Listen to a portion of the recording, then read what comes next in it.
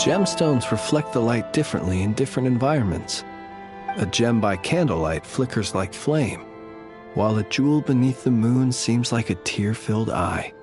There are 1,000 forms to beauty, and gems are cut 1,000 ways. Such is the complexity of things both elegant and timeless. I'm in the habit of collecting these old gemstones. Some are even from other nations. Feel free to enjoy this collection whenever you please. Being as old as they are, they have lost some of their glow and appear a little turbid. They cannot compare with the brilliant luster of a newly cut stone. Do be careful when touching them, so as to not damage them. I've left most of them in their original casing.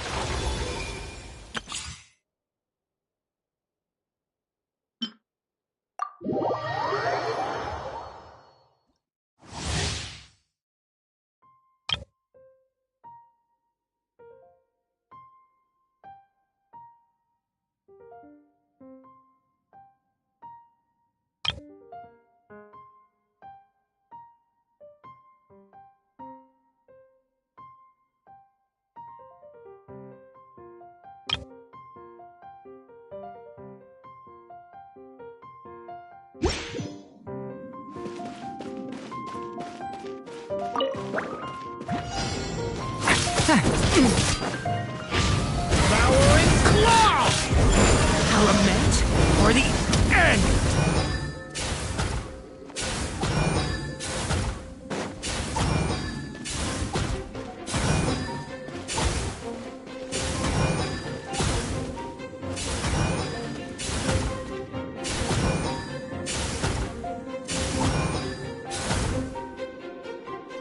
Stay back! Turning point in fate!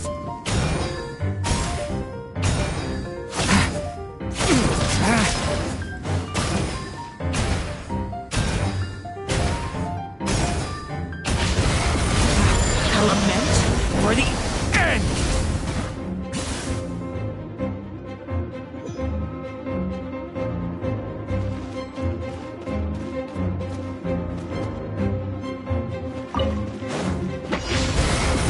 Stay away from me!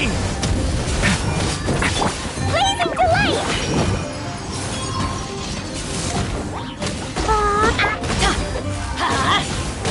Teamwork is dreamwork!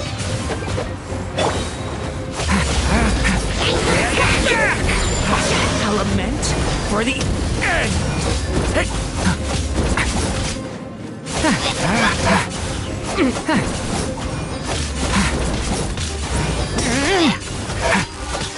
Watch out! Decay! New life! I'm going in! First blast!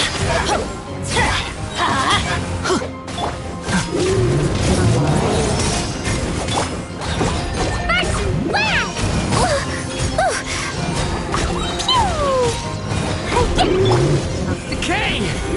New life!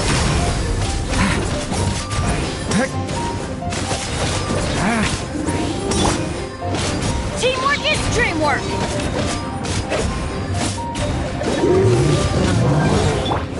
Live! Witness my great undertaking!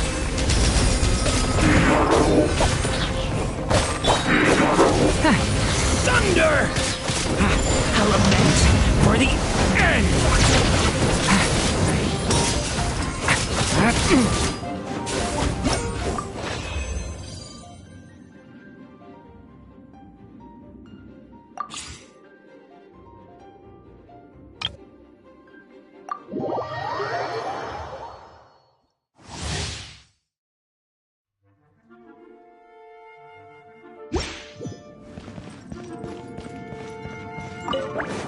Yahoo!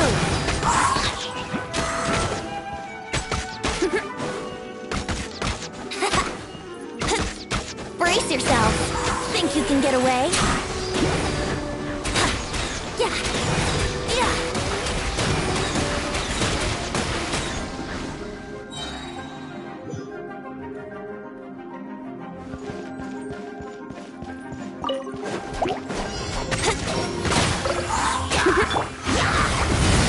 Stay away from me! We'll see about that. Let's light it up! Everybody stand back! Let's play! Time for takeoff. Yeah.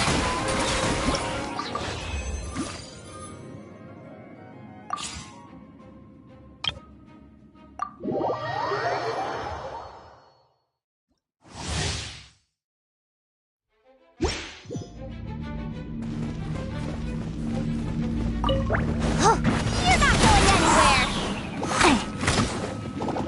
Hand it over! Observe, the long sleep beckons.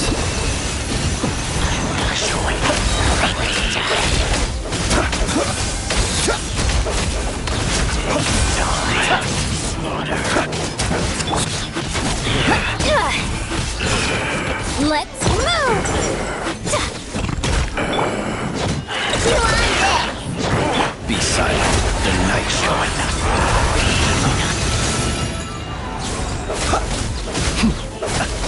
Wing down water bomb! Finders keepers!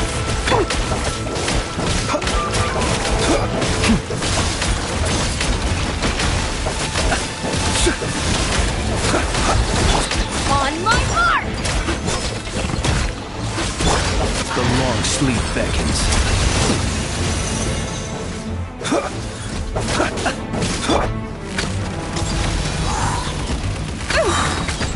Hand it over!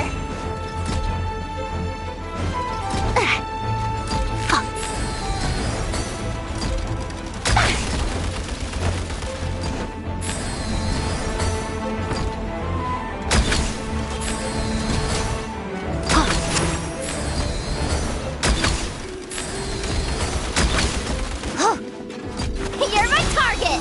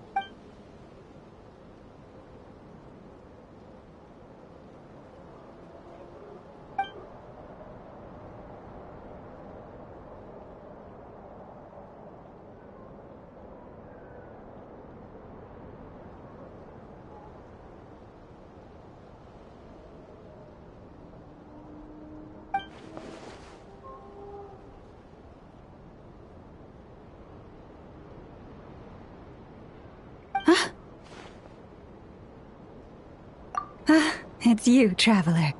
I trust you're well.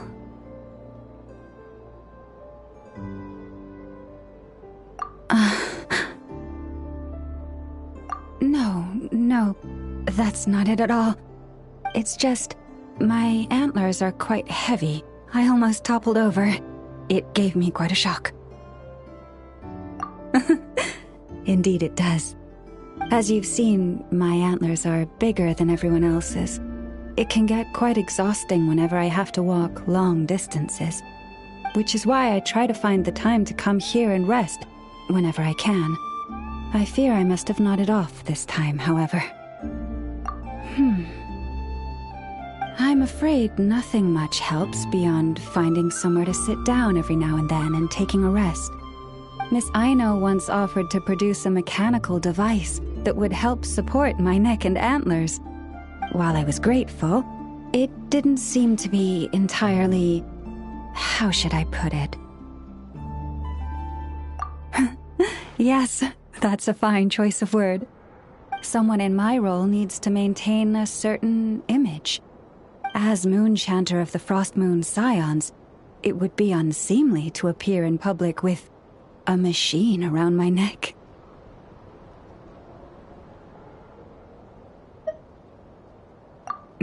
Indeed.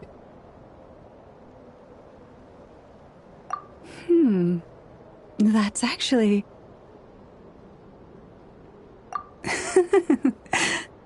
I must say I found that quite the amusing mental image. Thank you. A good laugh was exactly what I needed to chase the tiredness away. Don't be a stranger. Feel free to drop by whenever you're passing through. I'll make sure we have all the fresh fruit you can eat.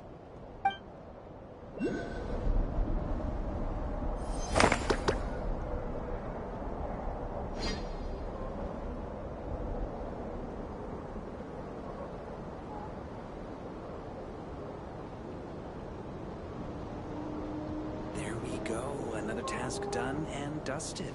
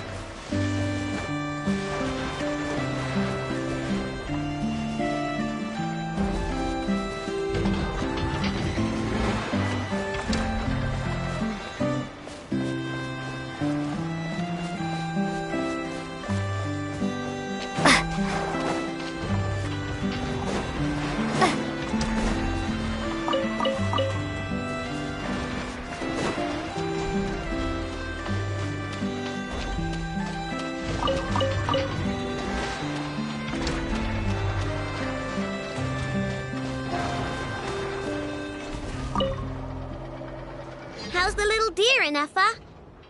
Its wounds are beginning to heal. Condition? Stable. So, that dog's medicine worked after all. Is it still in pain? Pain is unavoidable. However, it will surely recover soon. Okay, Ineffa. Next up, make us some cakes. Oh, and crown gakes too. I bet it's gonna be starving when it wakes up. You are speaking on your behalf, Aino, not the deer's. But rest assured, I have a recipe for animal food, which I will prepare shortly. You cannot consume food meant for animals, Aino. Hey, I wasn't thinking about stealing a sick deer's lunch, okay?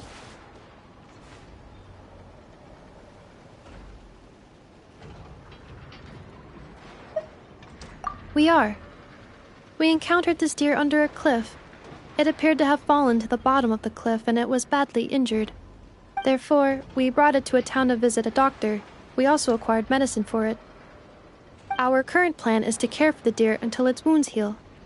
Afterwards, we will bring it to a nearby forest before returning it to its herd.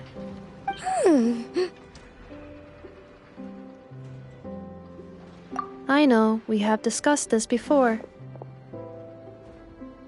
I can take care of it. I'll get up early to feed it. Heck, I'll even brush its fur.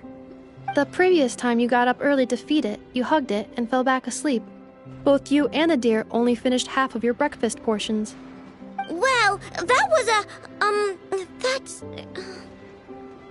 When you were brushing its fur yesterday, you played ball with it, successfully distributing its fur to every corner of the room. And it clogged my vacuum cleaner when I tried to clean it up.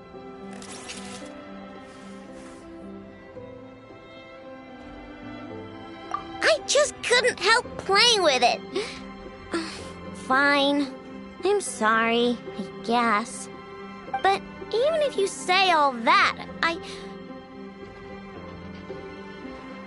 No, I want to keep it as a pet.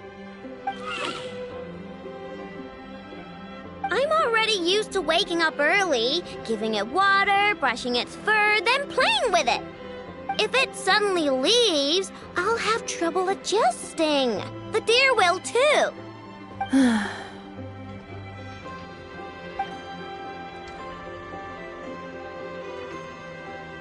Look, even the deer doesn't want to go. I am incapable of understanding deer speech, I know. Well, just look at it. Haven't you heard actions speak louder than words? It loves me this much. If only the deer could talk.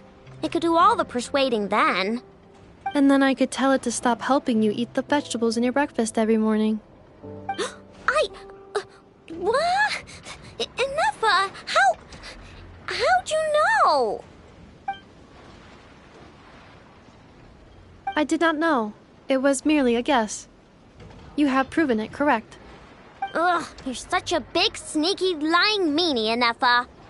Tomorrow morning, I will supervise both of you as you take your breakfast.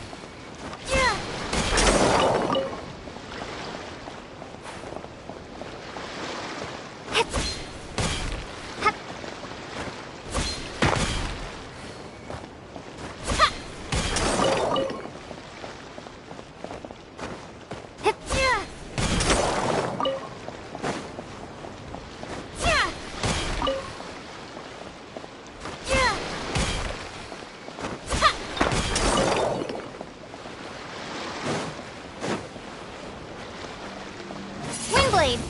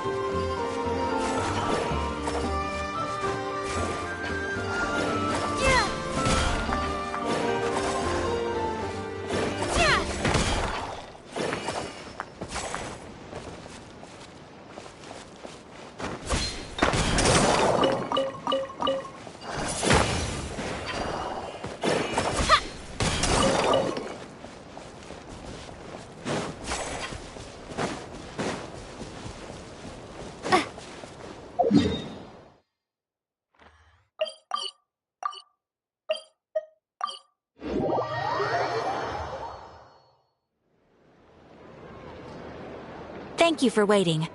I finished checking your adventurer handbook. Here are your commission rewards. We have no other urgent commissions on the books at present. Thank you for all your hard work lately. Perhaps you two could consider taking a vacation. Amazing! Paimon never thought we'd end up having downtime in Nocry. Things were pretty hectic when we first got here. Everywhere you looked, it was either the Wild Hunt causing chaos or the Vatui stirring up trouble. It felt like this whole region was one giant slime in a barrel, ready to go boom at any moment. Sure have. Things were looking pretty dicey, but in the end, we managed to turn it around. Whoa! Paimon just got deja vu! Oh, that's right. It's because we've done this like a million times now. Ah, yes. Are you two aware that the Moon Prayer Night is soon to take place? Oh, yeah! Lama told us that was coming up soon. Wait, why do you mention it, though? Do people in Nasha Town celebrate it, too? Paimon thought it was just for Moon Goddess worshippers.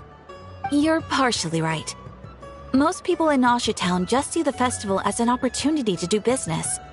They do not concern themselves with the religious element. The festival was first celebrated by the Frost Moon Scions. On this day, they would wear moon prayer blossoms and celebrate the birth of the moon goddess through song and dance. They would also prepare food and handicrafts and give them as gifts to others. Over time, it became Nodcry's most lively festival. Oh, sounds like fun!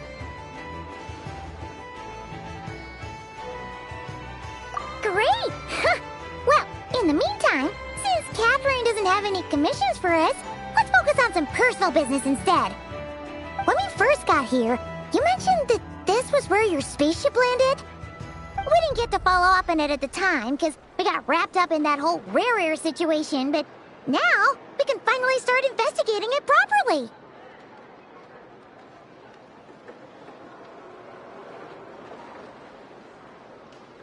Well, there's a saying Paimon's heard around these parts, which goes, if you lift up a rock, you'll find something you weren't looking for. By that logic, you'll never find what you're looking for while you're searching, but the moment you stop looking, it'll jump right out at you. Could be worth a try though, right? Anyway, Paimon suggests we focus on other stuff we want to do for now, and just keep an ear out for spaceship-related intel as we go.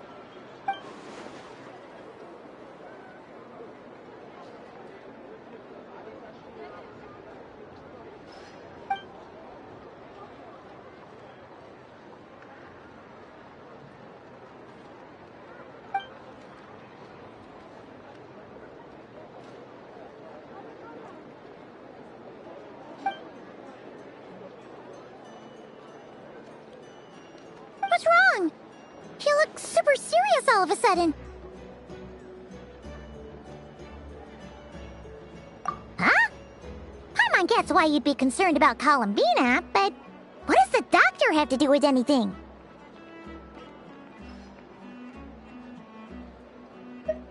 Oh, that's true. And now that you mention it, we're definitely overdue for a showdown with the Fatui. It is weird that he hasn't shown himself this whole time. What could he be up to? True. Paimon would much rather deal with Marionette anyway.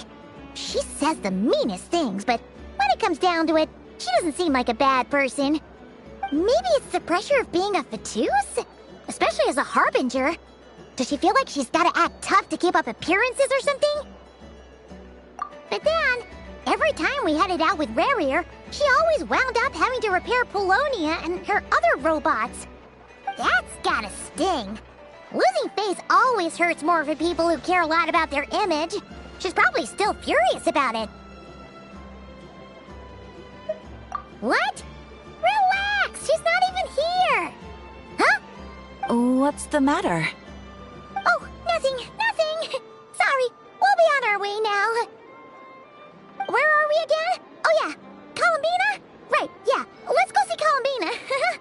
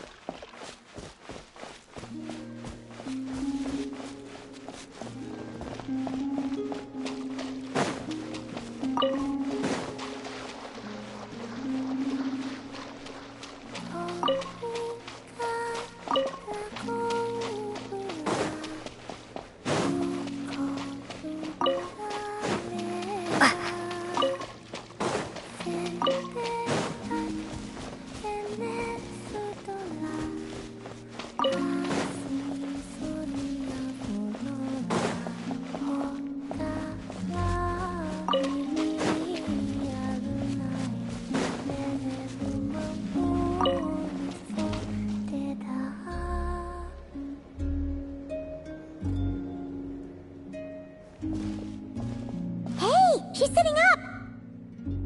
Is me sitting here a rare sight? No, we just thought you'd be resting. Perhaps I would have been, were it not for the sudden arrival of some unexpected guests. Not that I consider it a disturbance. After all, you are the only ones who are free to enter. Would it not be a little unfriendly of me to lie down while we speak? I didn't realize you put so much thought into little things like that.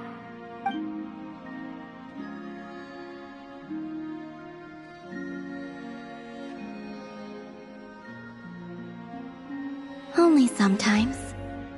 There have been moments lately where I think about you and your companions. They are warm, mysterious, and cozy memories. Very few of my past memories are anything like that. They say that travelers return home bearing bags full of souvenirs. But my luggage was empty, and I believed it would stay that way. Return home? So, you're still planning on returning to the moon? Yes. This planet continues to reject me, reminding me that I do not belong here. If I remain into that, there will come a day that I disintegrate. And I don't mean reduced to dust, or turned into food for the flowers. I mean, I will cease to exist entirely. Alright then. Well, we're sure gonna miss you. But it sounds like we'll have to say goodbye. How do you intend to return? The moon prayer night is soon to arrive. On that day, the moon will be closest to Devat. The Kuvaki in this land will reach its peak at that time. I merely need to grasp the tide, and with relatively little effort. Oh, Paimon gets it! It'll work like a slingshot! You make it sound like she's gonna get blasted up to the moon. If I did that, I suspect I would crash into the false sky. I will be using a much gentler approach. But I do like the analogy. It's fun. You see? She gets Paimon's sense of humor. In the blink of an eye, the time has come to part ways. It does feel that way, doesn't it? Time seems to fly fastest when you are enjoying it. I have always thought of myself as a wanderer on this earth, and it has never expressed any desire to keep me here. Yet, just as I plan to depart, it tugs at my arm. Is this a gesture of affection? Or is the world mocking me? Oh. Were you hoping I can answer that? Yes. You are a traveler, so you must have a lot of experience in this area. Then, what I would say is, enjoy the moment. That's right! Don't overthink it! Happiness is happiness and joy is joy! The point is to enjoy it, not analyze it! I see. Then what I would say is, even though I am very tired right now, I am still happy. I can't tell from the tone of your voice. Oh, really? You don't think I sound happy? I'm just kidding. I could tell you were in a good mood today from the moment we saw you. Ah, a joke. Albeit not a funny one. Anyway, I assume you're here about you-know-what. Give me your hand. Actually, it's not that. There's something else we wanted to discuss with you. Oh. Then, do you still want to give me your hand? Or not? Sure.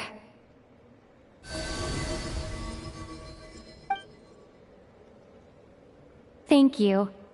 So, I've heard that in the moon prayer nights of the past, people here would hold celebrations in the moon goddess's honor. Since you helped so much in our fight against the Rehir of Solnari, I think you deserve a farewell party before you return home. I haven't asked everyone else for their opinions on this yet, but I'd like to invite you to join the upcoming moon prayer night. I've never joined a moon prayer night before.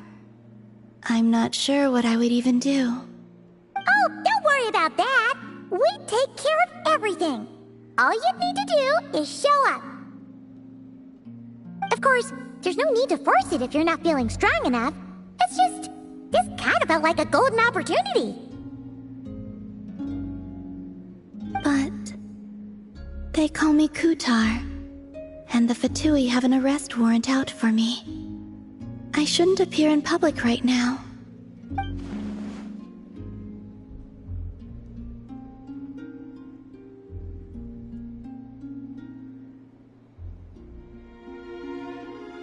I'll make it work.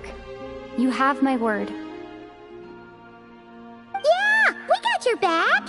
Well, she does. Paimon's actually not too sure what she's planning. All right, if you're sure. I will not refuse your invitation. I suppose it wouldn't hurt to pack a few more sights from this world into my suitcase before finally learning what my homeland looks like. Oh, if you see Lauma, please tell her that my answer to the question she asked me is neither yes nor no. Rather, it is. There is no need. That was kinda cryptic, but sure. Guess it's between the two of you. We'll pass along the message. Bye for now!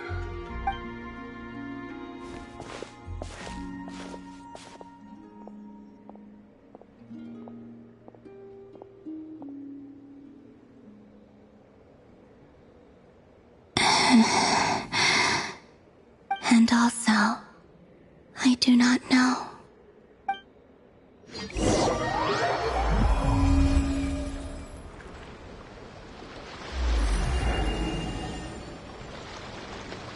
Since she's agreed to join the festival, let's go see who else wants to take part. Llama's gotta be the person most familiar with the Moon Prayer Night. We should start with her. Also, what exactly is your plan to keep her safe? Not sure yet. I'll figure something out. What? Are you serious? And Paimon even gave you her vote of confidence back there! When did you become so sneaky?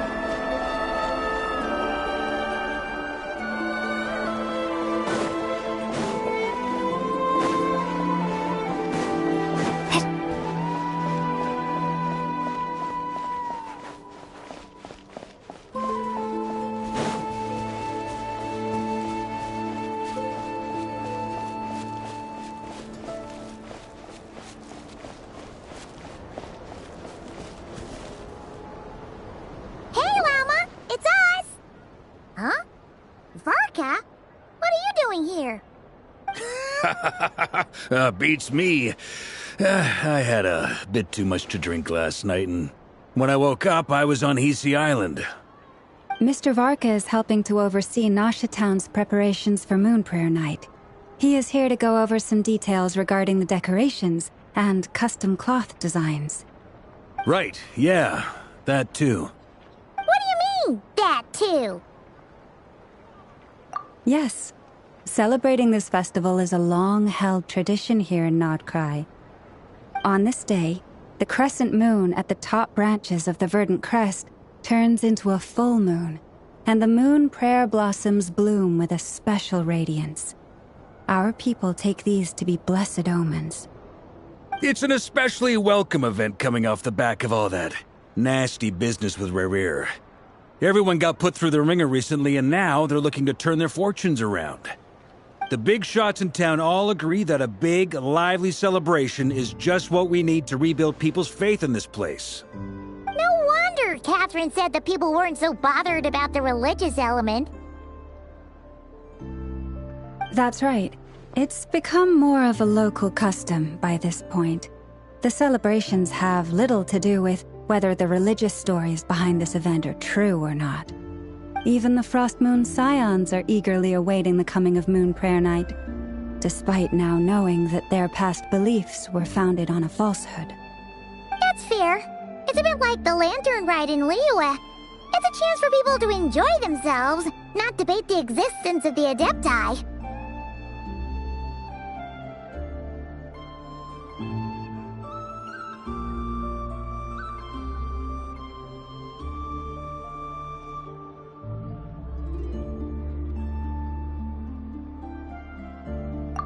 One other thing! We just went to see Columbina. We went ahead and invited her to take part in the festival this time. Hope it's okay. Wait, so... you mean she agreed to it? Huh. That's quite a surprise. Then, I suppose that she intends to return to the moon on that day. Oh yeah! It's kind of a complicated process, but basically, it's like a slingshot.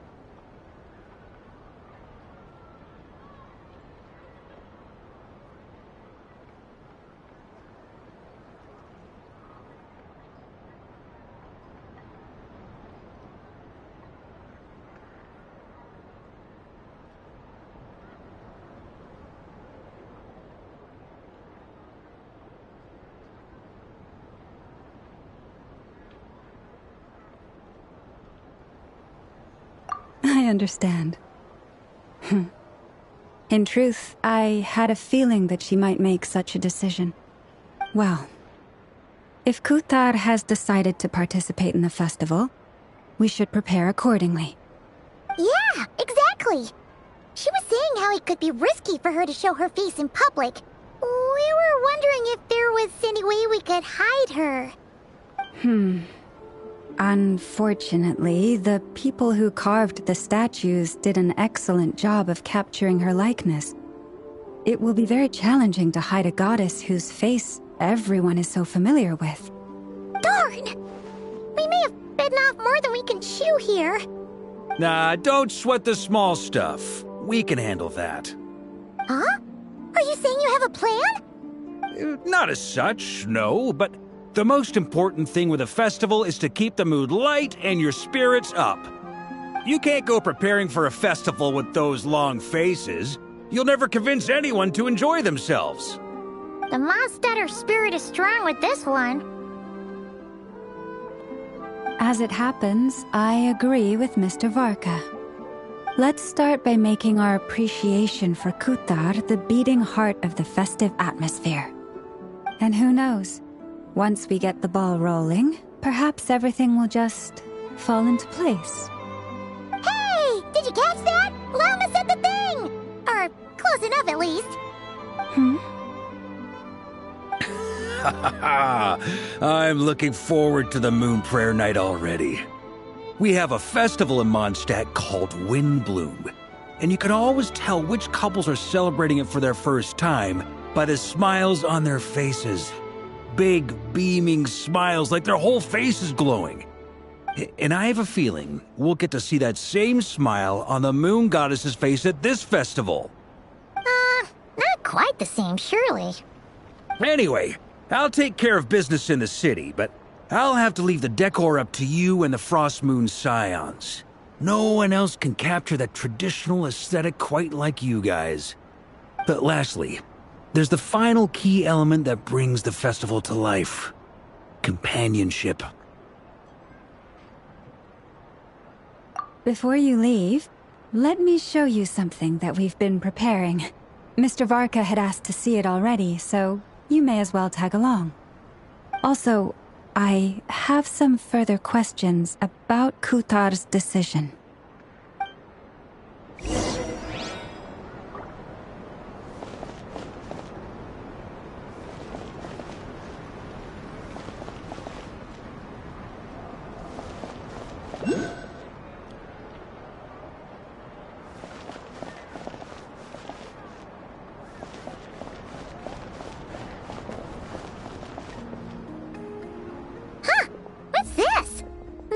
Like they're having fun. I believe so. Kuhenki seem very skilled at playing drums like these, although I'm not sure where they learned it from. Maybe it's an innate talent? In their eyes, they're probably just playing with toys.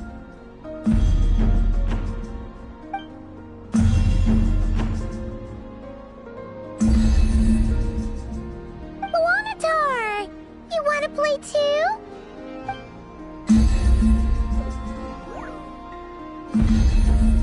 Yeah. She looks more confused than anything. Maybe we can teach her next time if we get the chance.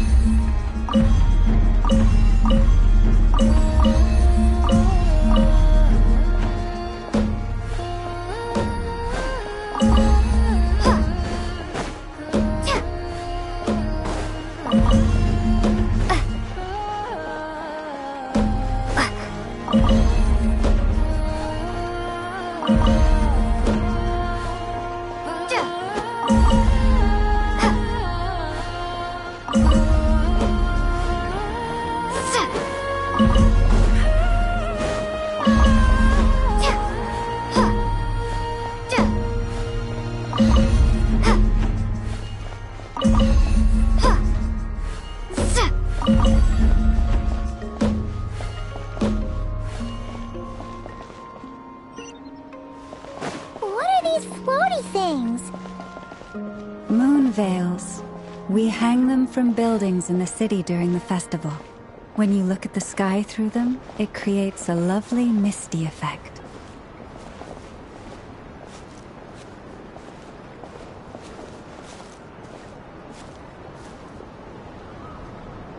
Everyone seems hard at work. They are preparing items for Moon Prayer Night. For instance, the sculpture being made over here, Mr. Varka and I were just finalizing the details of where it will be placed. Ah, there she is. I didn't know the finished article would be so large. Not to worry, though. All the necessary arrangements have been made. Just let me know once it's ready, and I'll get some people to ship it over. You have my thanks. And over here, we are preparing a very traditional confection. Oh, look at all these colors! It looks great! Can Paimon try one? Of course. I have a feeling you'll like it a lot. You bet! Sweets and treats are Paimon's favorite! If you included those in the Feast of the Moon, I bet Paimon would have joined the Frost Moon Scions by now. There will also be verdant crests like this present in Nasha Town during the festival. The timing of Moon Prayer Night is not completely set in advance. We make a rough estimate, then observe the changes in the verdant crests and moon prayer blossoms to guide us. As such, the wait itself is a fun feature of this particular festival.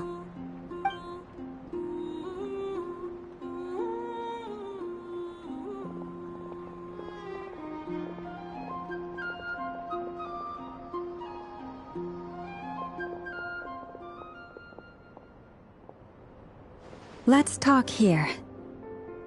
To tell the truth, I am very surprised to hear that Kutar is willing to participate in the festival.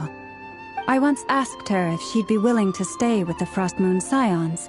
I could introduce her to everyone, and we could be a family to one another. She did not answer, but she has not appeared here since. I took this to mean her answer was no, but if that were the case, she would not have accepted this invitation.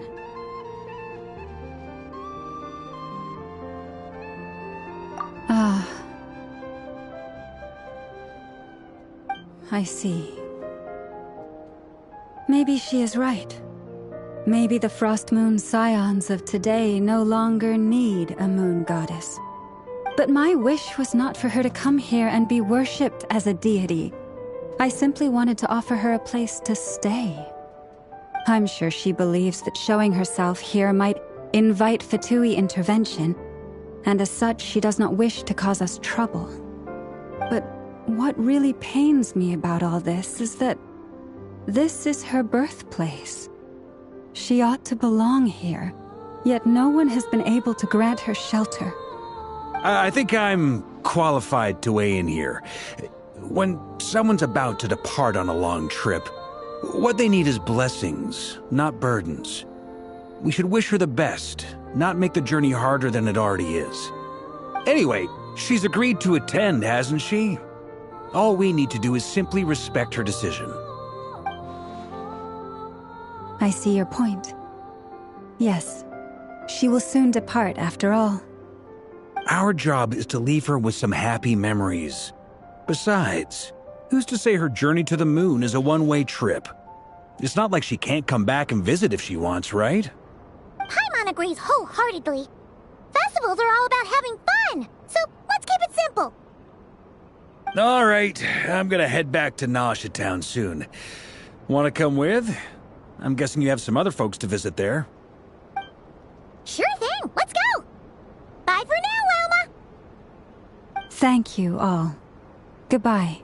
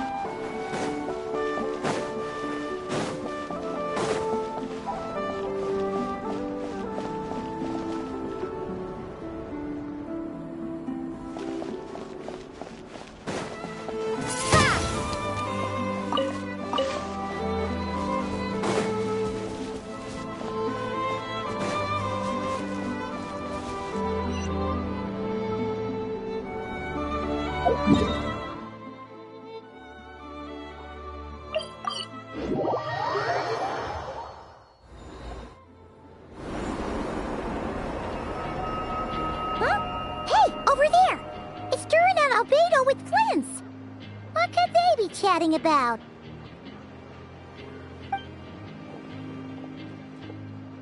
Your guess is as good as mine. Ah, Grand Master, and the Traveler in Paimon. Hello there. It's been a while. Perfect. We have some new volunteers for our investigation. Wait, let me guess. The righteous Lightkeepers are finally ready to hunt down the Abyssal Dragon? Haha. Yes, that too. Yeah, right! Oh, wait! Why does everyone keep saying that too? Well, to be precise, the facts match, but not the causality. Wait, so I guessed right? Half right! Don't act so impressed with yourself. Maybe I can explain. We ran into Mr. Flint's north of Nasha Town. At that time, we just noticed a few abyssal creatures out in the wild, but the strange thing was, I didn't detect any traces of abyssal energy on them at all. On closer inspection, we realized that they were not real monsters, but something akin to reflections in the water, or perhaps a mirage. Huh? What do you mean? Like, you could see them but not touch them? Exactly. It was very peculiar. They roared and tried to attack us, but we could not make any physical contact with them. I think I've heard of things like that happening in Notcry before, but I don't know much about it. Yes, it's a known phenomenon. Mirage-like illusions tend to appear in Nodcry in the run-up to Moonprayer Night. From a distance, they appear quite real. I myself thought that Misters Durin and Albedo were locked in battle with abyssal monsters when I first arrived. But after sharing intel and investigating a little further, we can confirm that these illusions are harmless. There is no great cause for concern. All the Mirage stories I've heard are either animals, rocks, or small houses. Abyssal monsters, though? That's a first. It's a first for me, too. So I'm planning to look into it further just to be on the safe side. I intend to inspect a few more locations. What about you two? Any plans? Alice contacted me a few days ago. She'd like me and Durin to assist her with an experiment. But we lost contact shortly after receiving the message. I'm sure that comes as no surprise to anyone familiar with her. We don't know when the wind will blow, yet when the wind blows, we will know. That, in a nutshell, describes how Alice operates. Yeah, that tracks. Okay. Well, I suggest we investigate this Mirage business in the meantime. It's piqued my curiosity, and I'm pretty sure I know someone who will already be 10 steps ahead of us. Well said. Right? Whatever's happening in Notcry, she always seems to be the first one to know. Let's go see what she knows. We can invite her and her staff to the festival while we're at it.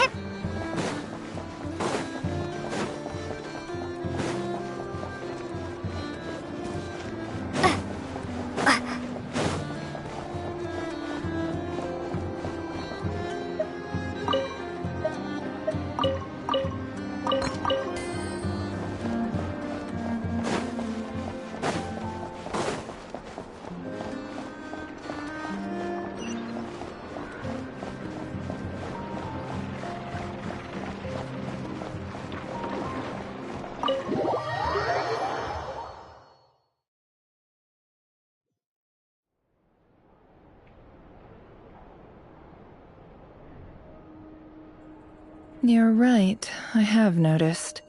There's certainly something a little fishy about this situation. Only a little, though. Records indicate that this phenomenon can occur in the days before and following Moon Prayer Night. That said, it has always been a rare sight in the past. The odds of encountering these phantoms are similar to looking up in the night sky, happening to see a shooting star, and managing to make a wish before it disappears. But this time, either everyone's getting lucky, or they're appearing far more frequently than usual. Yehoda's out gathering intel as we speak. In the meantime, let me check off some points of interest. First, the Abyss. The ones we saw seem to be abyssal monsters. Indeed. But we have identified one location where many more of them have made an appearance. And not just monsters, but human phantoms, too. Given the scale and nature of the phantoms, it's almost as if someone's last memories are coming to life. Or perhaps the memories of multiple people. Oh. So you mean the phantom monsters are hunting down the phantom humans? Exactly. The phantoms can interact with each other, but we have no means of intervening. In addition, some of the human phantoms would seem to be from the very distant past. This is clear both from the clothing they wear and the stories they tell. They claim to be from Hyperborea, a name which I've heard from Lauma before. If this is true, it means they must be from 6,000 years ago. Did Paimon hear that right? 6,000 years? It sounds like this merits further exploration. That'd be a big help. I'll leave it with you, Albedo. My knowledge of ancient history is non-existent. I used to doze off every time the pre-Knights Favonius era came up in class. It's quite a miracle that you were able to understand these phantoms' speech, given how long ago they lived. I suppose you're right. But I'll leave the archaeologists to ruminate over that conundrum. As an intelligence broker, my sole interest is in the value of the information I gather. Which, in this case, hopefully means earning myself some good favor with our dear Lady Moonchanter. So calculating. Whew, this intel broker logic always catches Paimon by surprise. Sounds to me like we could split the work up. I think the abyssal phenomenon is best left to Albedo, Flint's, and me. Agreed. It coincides with my duty as a lightkeeper. For my part, I'd like to understand the abyss better. Even a little knowledge would go a long way. This is certainly a rare opportunity to study the Abyss. But even rarer, perhaps, is the chance to make contact with the Ancients. The Curatorium will take the lead on investigating the Hyperboreans. We put in the work to learn what we know so far. It seems only fair that we get some quantity of exclusive intel. That just leaves our trusty team of 2 unassigned.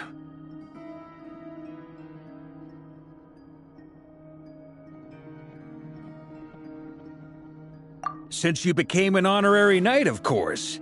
This was part of my grand plan all along.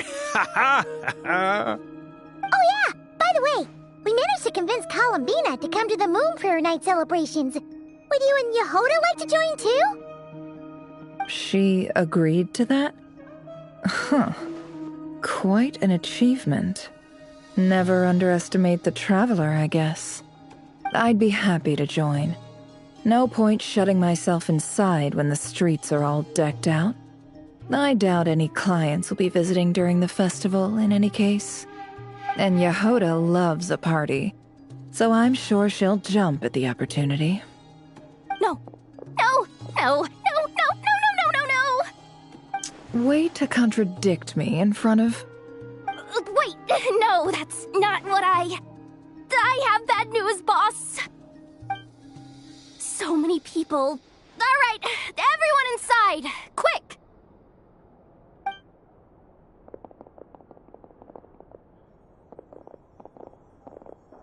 This is gonna sound crazy, but hear me out. I saw one of those phantoms at Star Sand Shoal, and it was some sort of flying ship. Like a spaceship? That's gotta be the one you came to Tibet in. You said you saw the same thing through the moon marrow, right? Huh? You already know about it? Ugh, I thought I was gonna blow people's minds. Turns out I'm the last to find out. Wait, back up. You came here in a spaceship? Now my mind is blown! What's it like on the inside? Was it like flying through space? I want to know everything! Yep, exactly. Huge discovery. You're the best. Second best intel broker in the world. After your boss, of course. Wow. Really? Well, I don't know if I'm all that, but... I guess that decides where we're heading next. Come on, don't look at me like that. I know the spaceship doesn't have anything to do with me, but you don't want to leave me as the only one twiddling my thumbs, do you? Please? Fair enough. You can tag along. In that case, let's meet back here to discuss our findings once we're done. I wish everyone a productive investigation. You too.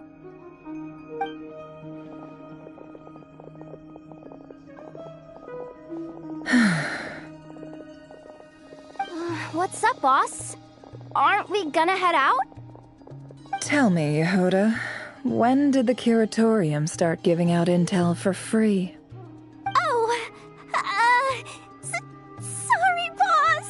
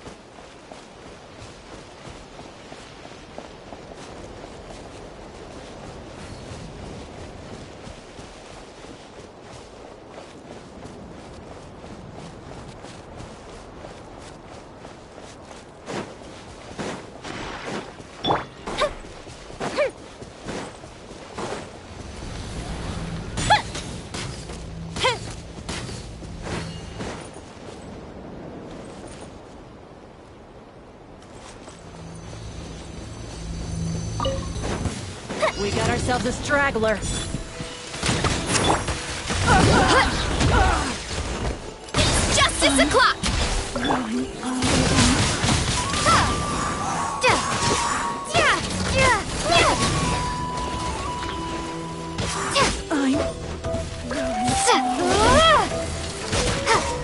Use the force, Opera. So, let the show begin. Hi. Resistance is futile. Consider yourself ready. Charge! Charge! Intel! Send!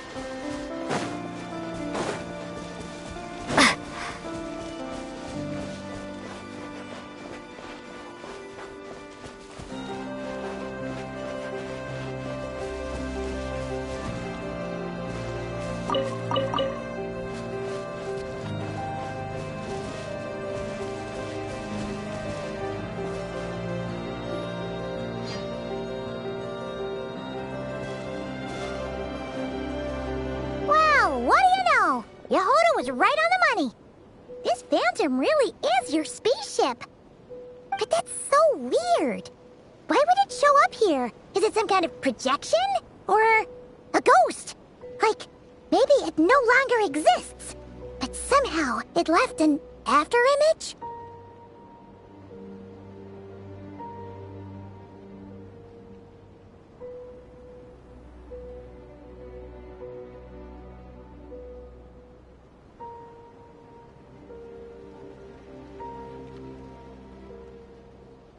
Ah, you're already here.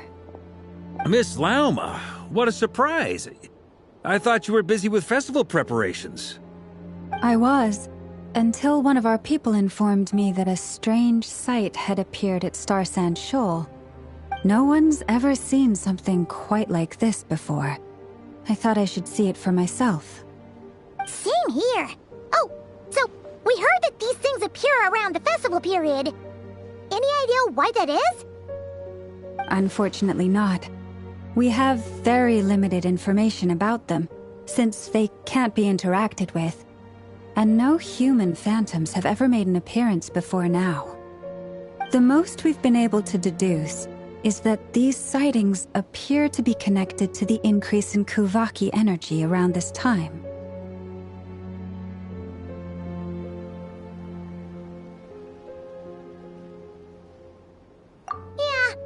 Seems like that's all we can do. This is all so confusing. Allow me to lend you a hand.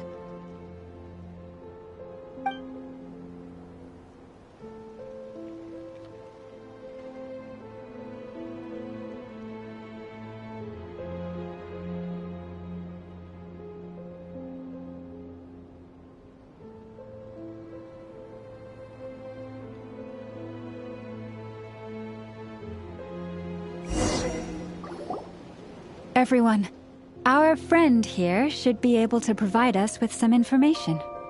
Is that a phantom Rhymehorn deer? I've heard about how the Frost Moon Scions live in harmony with the animals and can even communicate with them. That's coming in handy now, for sure.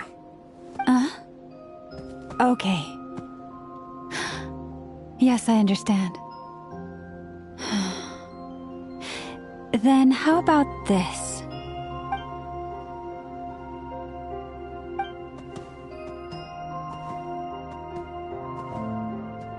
Oh, it's leaving.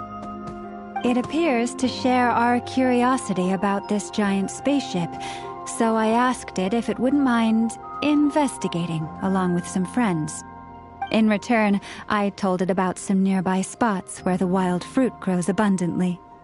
We may live in a different era from these phantoms, but I trust that the terrain, climate, and ecology here are more resistant to the effects of time than some things are. Let's give them a moment and hope for the best.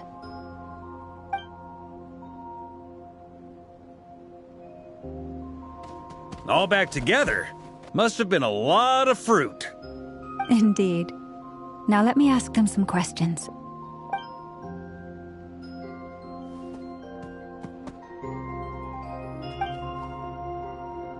It did find a lot of wild fruit, enough for them to feast for a long while. This puffin circled in the air several times, but didn't spot anything out of the ordinary. Certainly nothing to do with the spaceship. Huh. Well, it definitely makes sense to get a bird's eye view. Indeed. Other than that, I was also thinking that the world these phantoms see is also different from ours. Oh, I get what you mean. The wild fruit exist in both times and spaces, but there might also be things that only exist in that space-time, which we can't see.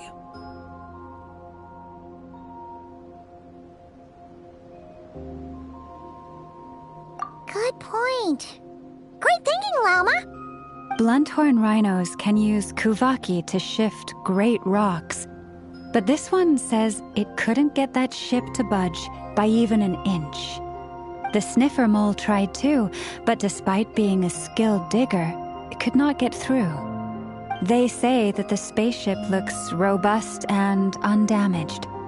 It seems completely impervious to any and all attacks.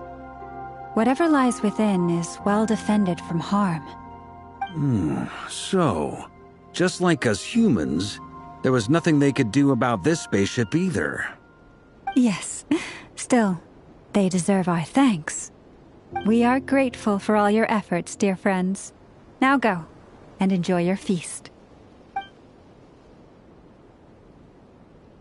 I've noticed some other human phantoms gathered nearby. Come on, let's go talk to them.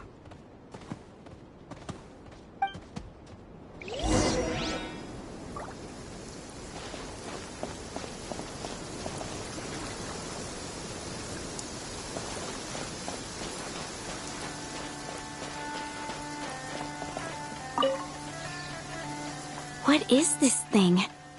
I've never seen it move, and there's no way to get inside. Goodness knows. My grandpa says it's been sitting here at least since his grandpa was still alive. What about his grandpa? Did he say anything to your grandpa's grandpa about it? Huh? I don't know. In all likelihood, it was here back then too. Hard to imagine something this huge could move. Guess that means that as far as they're concerned, this ship's been around a long time.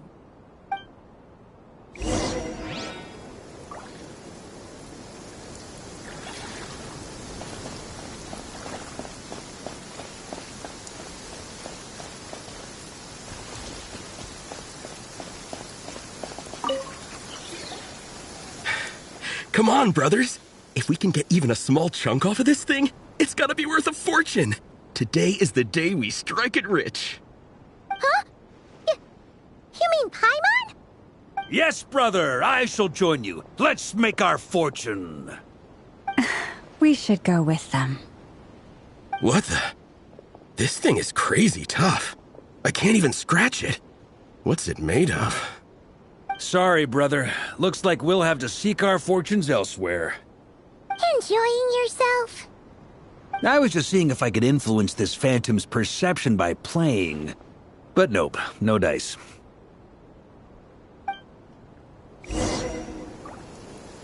I'm sure we're all starting to build up an idea of what's going on here now that we've spoken to some of the people. These phantoms are reenacting real historical events in Nodcry. It's almost like we're in some kind of interactive stage play. We can talk to the actors, but the plot is fixed, and we can't influence it. It makes sense. History is set in stone. The objective facts of the past cannot be changed. Paimon totally thought you were just goofing around earlier. But actually, you were doing some serious investigating. Of course I was. Anyway, at this point, I think we're forced to conclude that although the Phantom spaceship is right there in front of us, we aren't going to learn much about it from these people.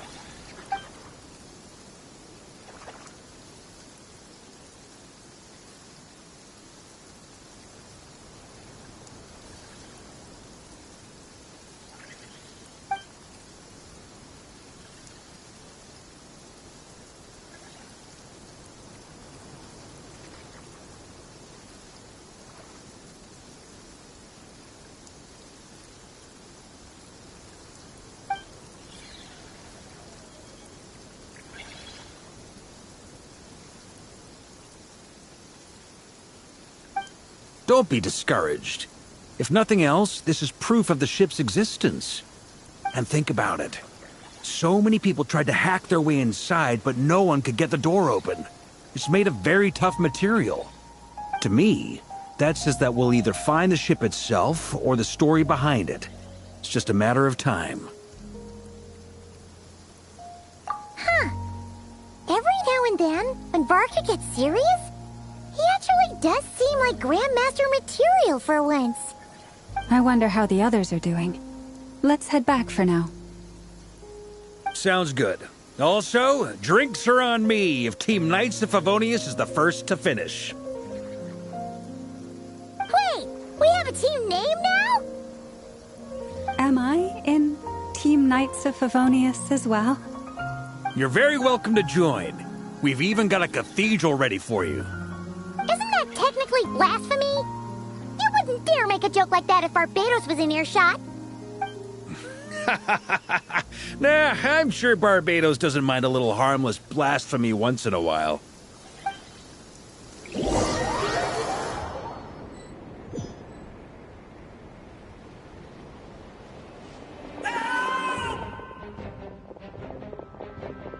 Oh, no! Get away!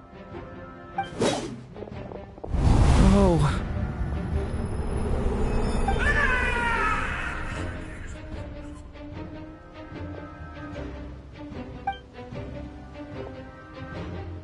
I know it's hard to stomach, Mr. Duran.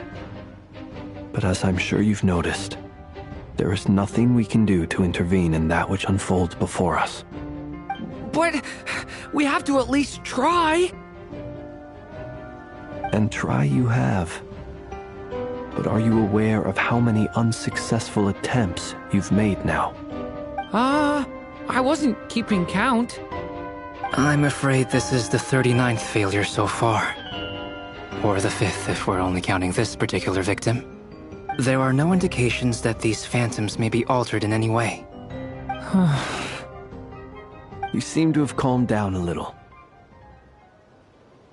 I'll make us a fire. You should rest and have some water. Feeling any better now, Mr. Duran? May I ask a few questions? Be my guest. What exactly are we witnessing here? What happened to those people? My guess would be that we are seeing Nodcry during the Conrian Cataclysm. Would that be accurate? Conria. That is correct. As you know, once the Abyss senses even the tiniest crack, it floods in and spreads like wildfire.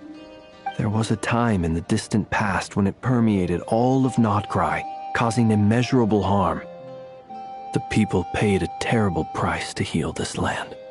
Then, 500 years ago, the whole of Teyvat suffered an abyssal disaster. Once more, Notcry was dealt a devastating blow. I see. In the face of the abyssal onslaught, all were like grains of sand tossed around by a tidal wave. Be they human, fae, or god. The moment you witnessed is but one drop in a whole ocean of catastrophe. All right. I guess that answers my second question, too.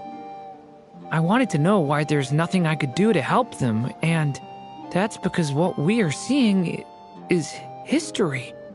That would be my guess as well. As I understand it, history and fate are not all that dissimilar. The latter may be unseen to us, but both are immutable. Yes. Fate was determined long, long ago. I still have a couple of other questions for you, Mr. Flint's.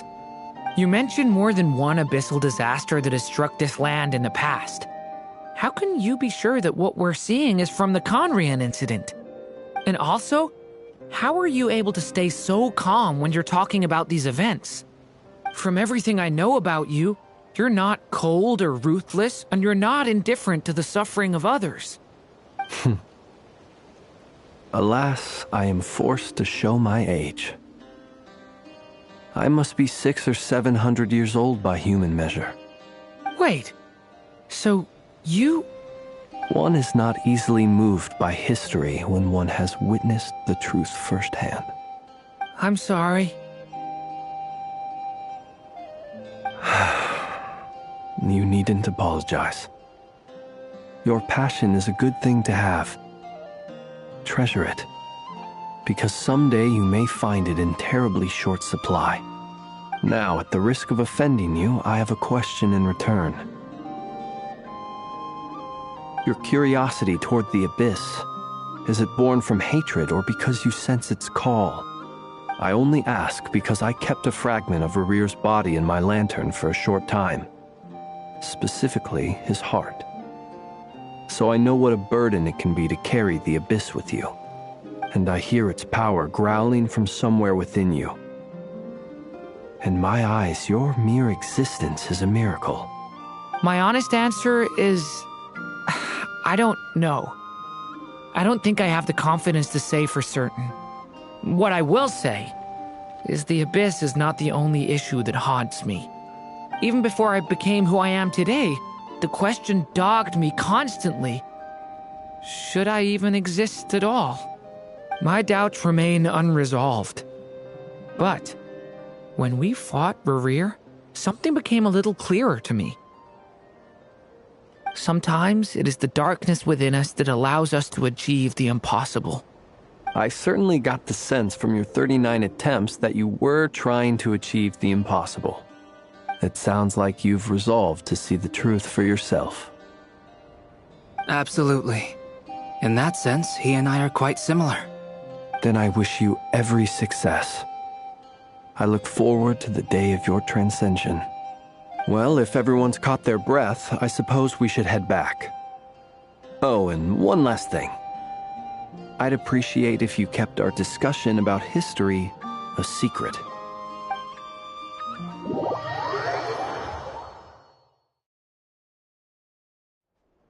Incredibly, our separate investigations led us all to the same conclusion. Hooray for consensus! Yeah, but we barely learned anything, though. I totally thought this would be the mother lode. Talking with the ancients? I mean, come on!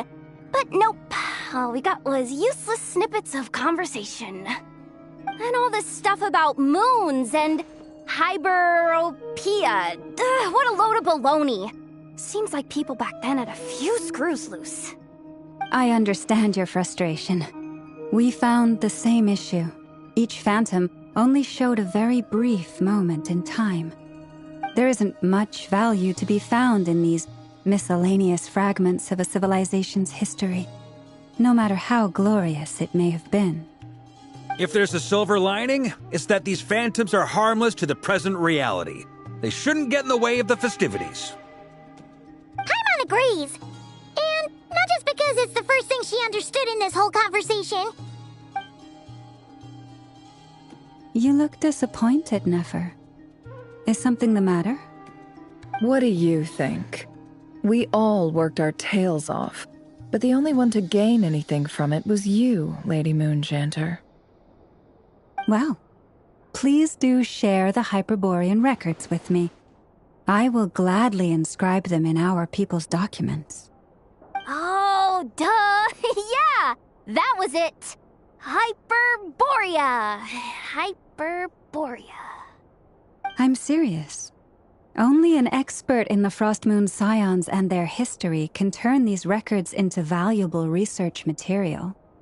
The alternative is to let them gather dust on the Curatorium's storage shelves until the pages turn yellow.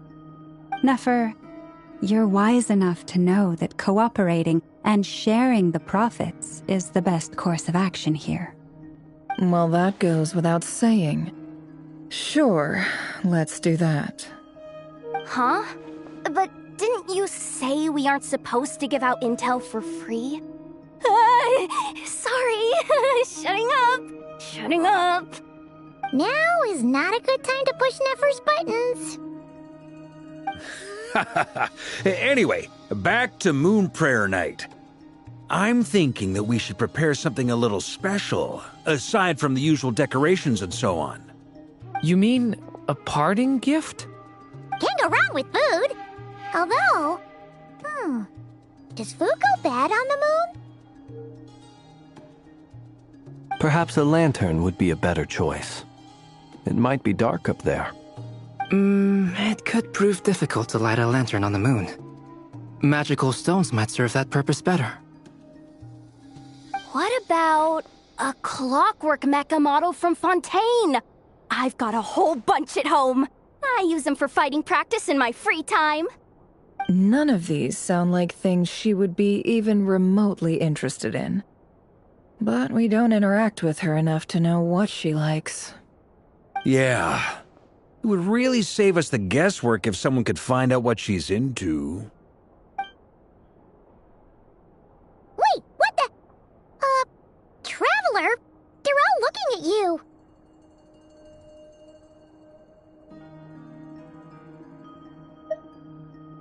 Great! Haha, problem solved.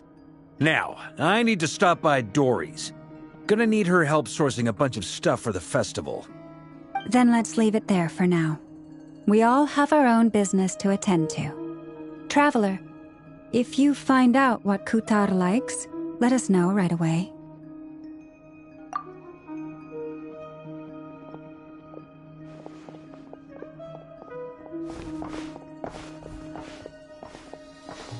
Is something the matter?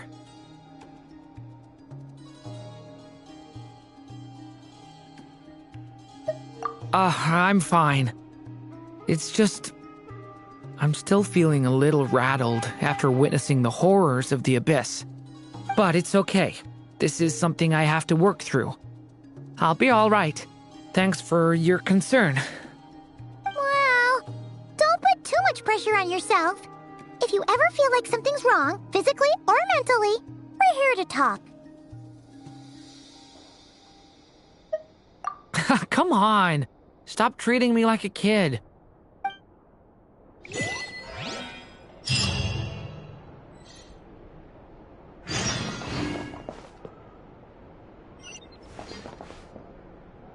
Which is why we need a lantern guaranteed to work on the moon. Yes, I have a few ideas, but the lantern itself is the easy part. The real issue is how little we know about the lunar environment. Wait, you two are serious about this? Let's just say I'm intrigued by these shining magical stones that Mr. Albedo has mentioned.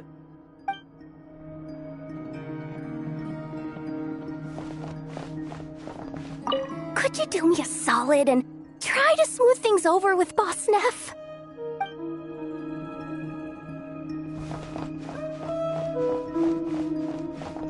Miss Lauma, would you accompany me into town? I think it'd be best if you saw the Frostmoon Scions decorations for yourself. Very well. Let's go.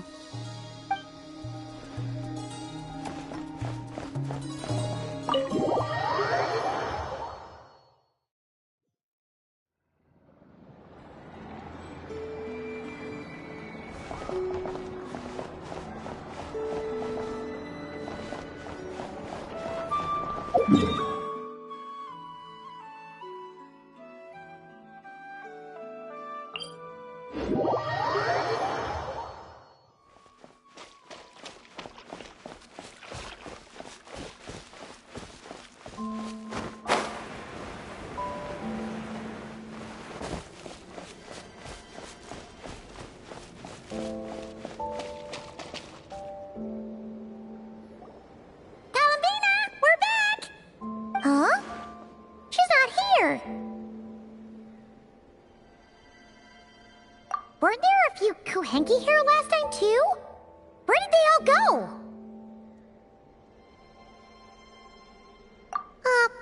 Walkies? For Kuhenki? You're not pets, you know. Oh well, looks like we just came at a bad time. Let's try again tomorrow. There's still a few days until Moon Prayer Night, so we're in no rush. Besides, she needs time to rest anyway.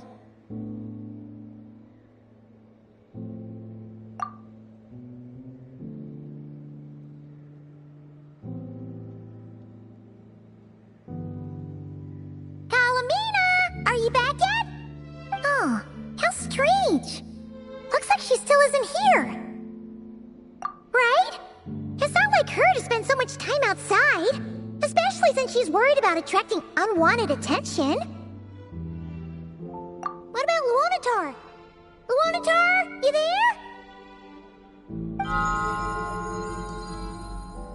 Hey! Do you know where Kalambina went? Sorry, didn't understand. But if you know where she is, could you take us to her?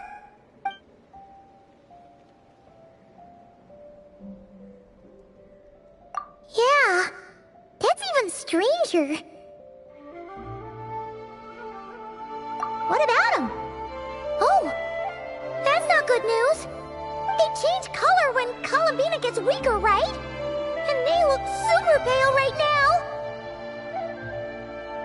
Good idea. She might know what's happening.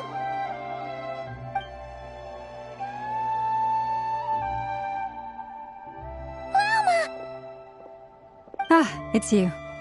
How is Kutar? Is she okay? No, she hasn't. I came here to check on her after I noticed the flowers had changed color. Based on past precedent, she must be very weak right now. Even getting up to walk would be a struggle. It seems unlikely that she wandered off outside. Not to mention that she doesn't do that at the best of times either. So yeah, this is super weird. No. Very few people are in the know about Kutar's whereabouts.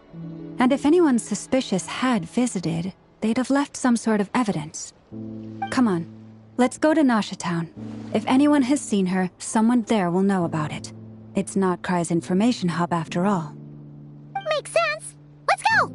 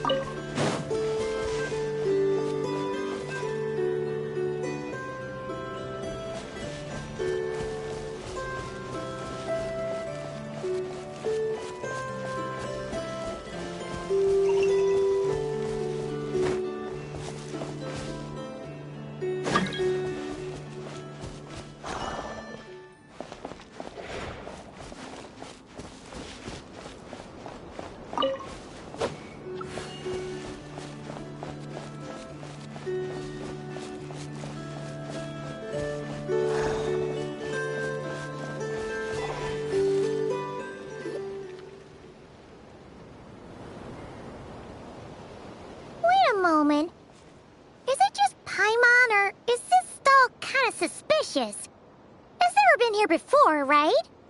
No, I don't recognize it. Alas, your free and easy adventure time is over. Now, prepare to face the final boss of Nod Cry. Whoa! Where'd that voice come from?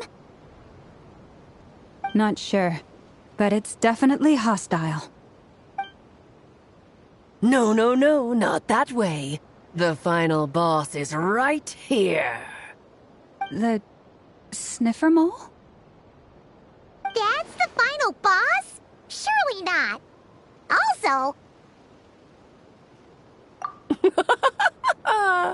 Okay, the jig is up. I'll stop teasing you. Turn around. I'm right behind you. It seems I've managed to leave quite an indelible impression, even though you've never seen my face. Ah, nothing could make a great mage more pleased with herself.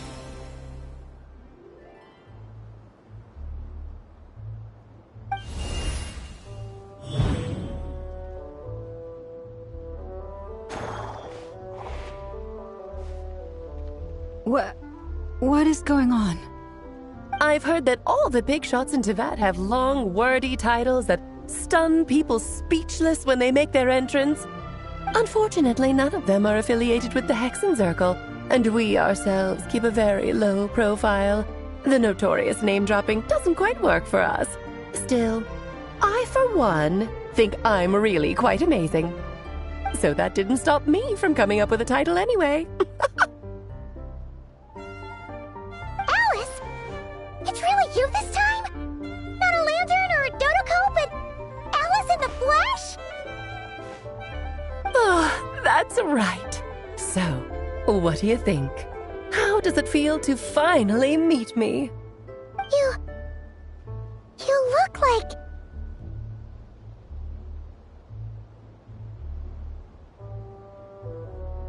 Oh, that's the first thing you thought. A little surprising, but that actually makes me very happy. Because that means that when Klee grows up, she'll be just as stunningly beautiful as her mother. So she's a friend of yours? Kind of. This is actually the first time we've seen her in person. I see. Madam Mage, that was, quite a powerful entrance. I certainly won't be forgetting it anytime soon. It's okay, Lauma, don't force it. Paimon will do the honors. This is Alice from the Hexenzirkel. She's a friend of ours, and of Arcus, too. That's right! She's a good person, just kinda... unpredictable. Well, what is the human heart if not unpredictable? Hmm? If we could not do as we please, how would we differ from machines? I am Lauma, Moon Chanter of the Frost Moon Scions. It is a pleasure to meet you. Oh, I know. Before you got here, I spent a good, 15 minutes getting up to speed on Nodcry's present situation. In other words, I've read the whole in the last episode part, so we can skip the pleasantries. Fair enough. Well, Miss Alice, I can already tell that you have quite a unique personality. He'll get used to it. Paimon sure is. So anyway, what are you doing in Nodcry, Alice? Oh, I thought I told you already. This time, I'm the final boss. And what a formidable foe I shall be. Powerful, confident, decisive, and good luck finding my weak spot. You will never succeed. Oh, drat! My one weakness, and you found it in an instant. Fate has been dealt a devastating blow. Thus falls the great Dodo King. Why are you playing along with this nonsense? For funsies, of course. What's wrong, Paimon? Are you disappointed in me? Am I a gigantic letdown? No, it's just... you seem like a busy lady. And this is the one time you've shown up in person. Paimon figured it would be for something more high stakes than just goofing around. You're quite right. I'm here in Nodcry because something big happened. Something big enough it caught the attention of the Hexen Circle. It concerns the 3 moons, Tevat's borders, and of course, the moon goddess you are currently searching for.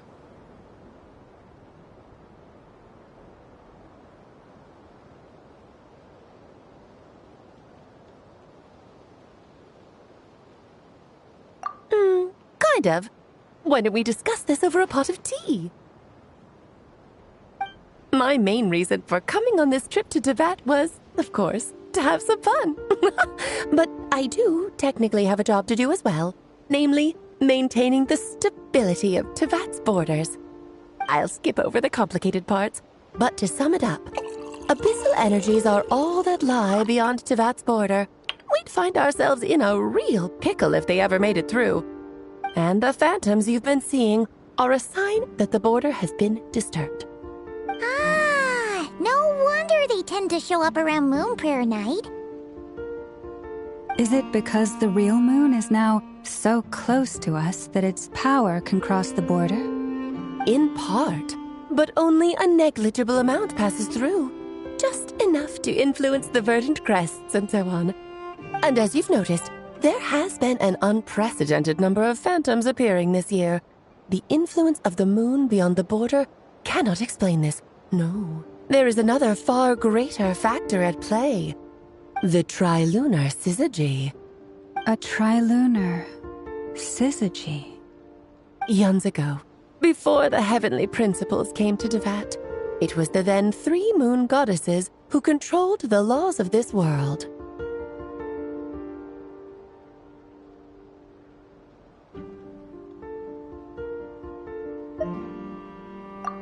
That's exactly it.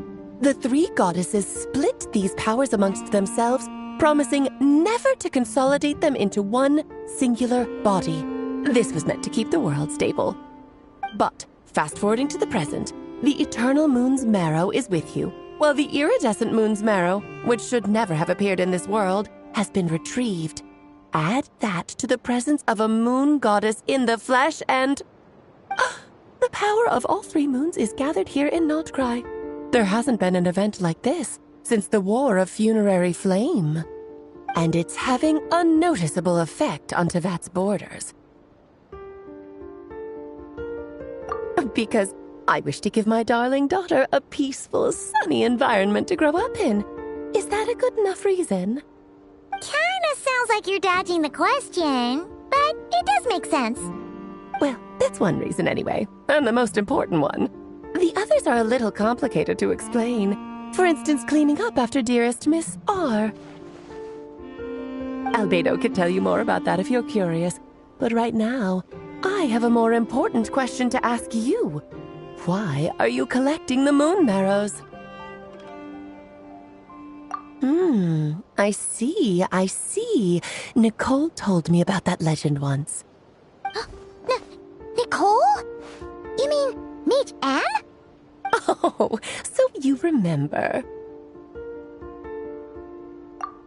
Yes, of course. That was a story about fate, her area of expertise. But back to the story of our dear moon goddess. I'm afraid her intended method of returning to the moon is unlikely to work anymore. What does that mean? She may be missing, but she hasn't gone anywhere. She has disappeared.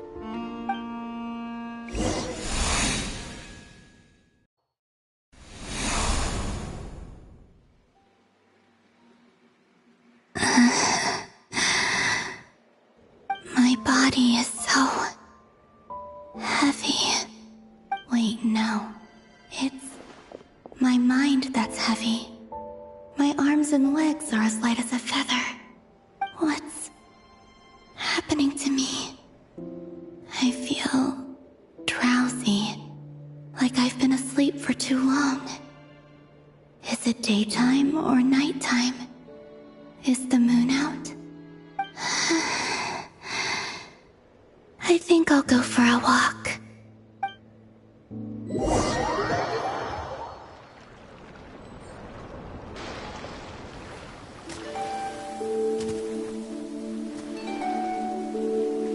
Are you out for a walk too? Huh?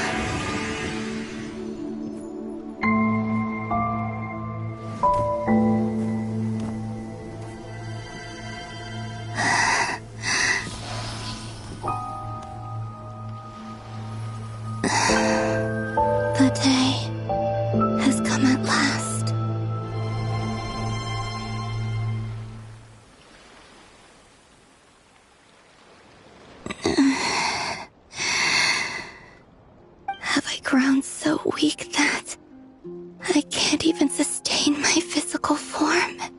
But Moon Prayer Night is nearly here. I was so close to returning home. Death is near. Is this how it ends for me? Will I return to the moon after I disappear? Or... I don't want it to end like this. So far, at least, I still exist. Even if not physically, I can still feel. But as my power wanes, I'm sure that too will fade. I suppose I might take one final look at this world. The world where I was born.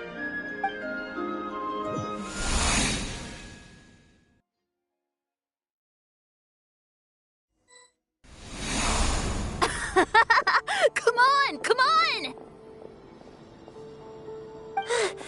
Wait for me! The Frost Moon Enclave. How much it has changed since I was born.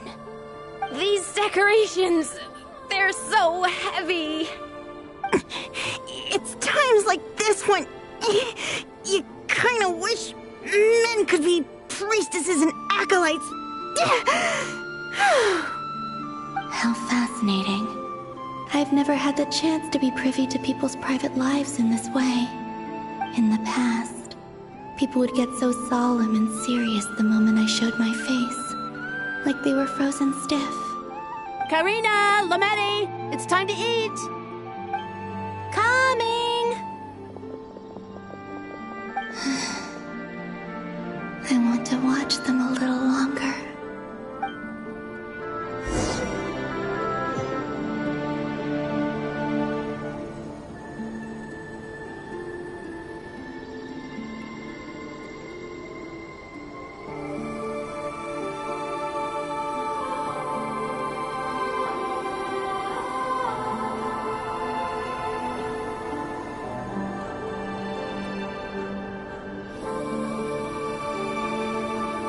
So just fill these balloons with air, right? Yep. Try a couple now to test things out. The rest can wait till Moon Prayer Night. Think fast! Rita! Teasing an acolyte of the Frost Moon Scions? Surely that's a punishable offense. Take this!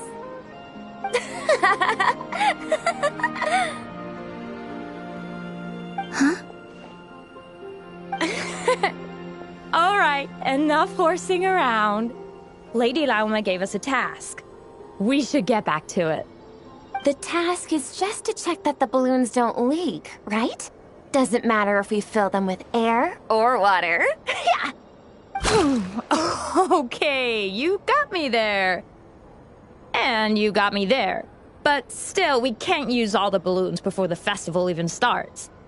We won't use all of them. And as long as Lady Lauma's trusted acolyte doesn't snitch, this can stay as a little secret between friends. A couple more can't do any harm, right? Oh, you menace. Then, think fast!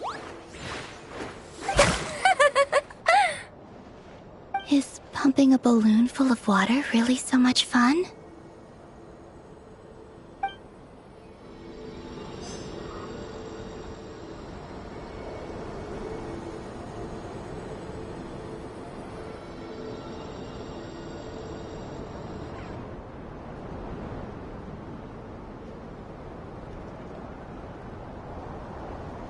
I'm sure you're both tired from playing all day. Come on, eat up.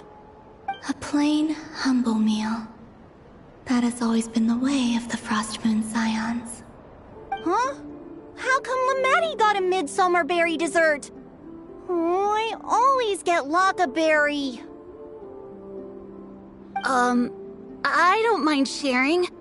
You can have a bite of mine if I get to have a bite of yours.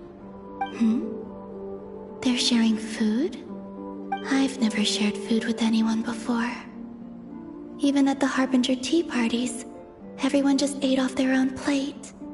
And when I couldn't finish my food offerings from the Frost Moon Scions, they'd leave the leftovers out under the moonlight for the animals to claim. Hey! That was 2 bites! Oh, then you can have another bite of mine. Oh, you too. Oh, don't fret now. Here, have some of Granny's too. So this is what it means to be family.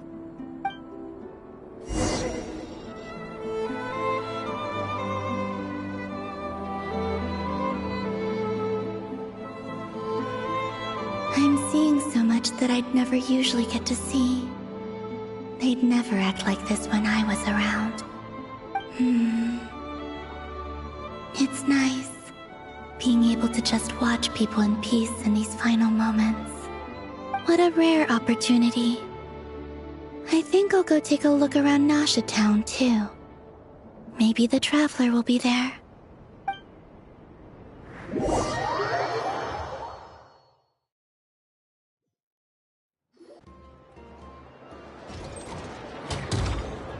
After the War of Funerary Flame, the Moon Goddesses were no longer recognized by Teyvat. They lost the whole foundation for their existence. That's why the Moon Goddess's strength is fading. She cannot withstand the world's rejection of her. To be more pedantic about it, the Moon Goddesses did something to offend the heavenly principles, and that's why they were ousted. Something of a recurring theme in Teyvat's history. Theoretically, speaking so candidly should put me in their crosshairs too, but they can't tell me what to do. I'll say whatever I want. Anywho, the Moon Marrow energies were but a drop in the bucket for her, and that battle against the Ray Hair of Solnari only weakened her further. Fortunately, it happened close enough to Moon Prayer Night when the Kuvaki concentration here is high. That's the only reason she managed to survive this long. What do you mean, fortunately? You said she disappeared. We're too late. Oh, what a headache. I thought this was all common knowledge. I guess I have some more explaining to do. Okay, buckle up. It's time for another lecture.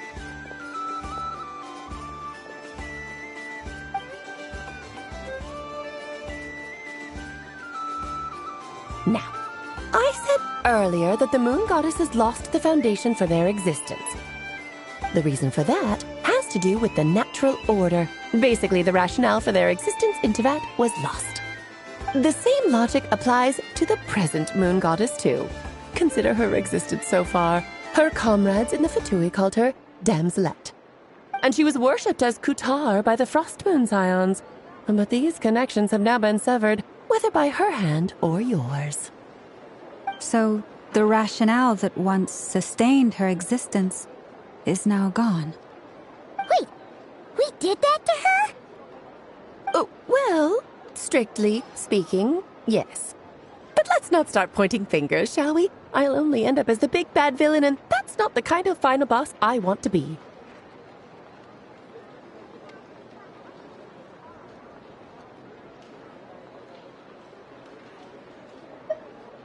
Of course I do. I'm only the greatest mage in the whole entire world. Now, if you wish to find your Moon Goddess, there are 2 problems we need to solve. Firstly, we'll need to strengthen the connection between her and Teyvat, at least enough to sustain her until Moon Prayer Night. Strengthen her connection? But does that mean I'll have to rally all the Frost Moon faithful behind this? I'm afraid a bygone faith and a former home won't be of any help to her now. Do you know her name? Her name? Oh, yes. Names are very important things. A name is a fundamental concept that anchors one's entire existence. Then your first job is to find it. As a Moon Goddess, I'm sure she must have a name she identifies with. Neither Columbina nor Kutar is her true name, and she's never really accepted either of them. So, finding out her real name is enough to sustain her existence? Yes, I know it sounds like a small step, but every journey begins that way. So for now, that's all we need to focus on. The second problem is with her plan to use the moon marrows to return to the moon. Unfortunately, piercing through the false sky will take an enormous amount of power. Given her current condition, she won't be able to provide anywhere near enough power, even if she recovers her physical form. But no need to fret. Nicole's the expert in this field, and I'm sure she'll figure something out. Wait, Mage N is going to help us out too? That means we've got 2 Hexacircle mages on the case. This is turning into a pretty big deal. Actually, this is more of a side quest for me. Like you said, I'm a busy lady, so I can't stay for too long. I'll have to return to Tevet's border soon. That's the upside you get for looking out for my little Klee. Hopefully that will incentivize you to carry on keeping her company in the future. Anyway, jokes aside, you'd better get moving. It will take quite a miracle for the moon goddess's consciousness to hold out till moon prayer night. Oh, I suppose I might as well tell you where Nicole is before I leave. Off you go now. Time to meet your new friend. Oh, yes, and a little suggestion. Don't forget to mind your heads. What? I wonder how Durin's doing. I should really go see him before I head back. You really are super busy. I most certainly am. There's so many children I have to keep tabs on just in Mondstadt. Durin, Albedo, Venti, Varka.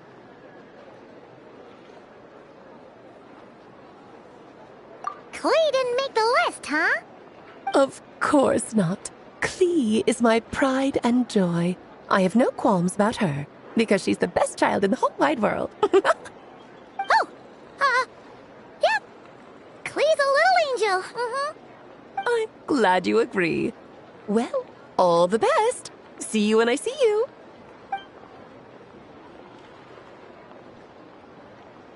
She left in a hurry. Yeah, she didn't pack up her stall. Should we handle it for her? I must say, I'm now very curious about her daughter. Klee, wasn't it? What's she like? That's a long story. Come on, we'll fill you in as we go.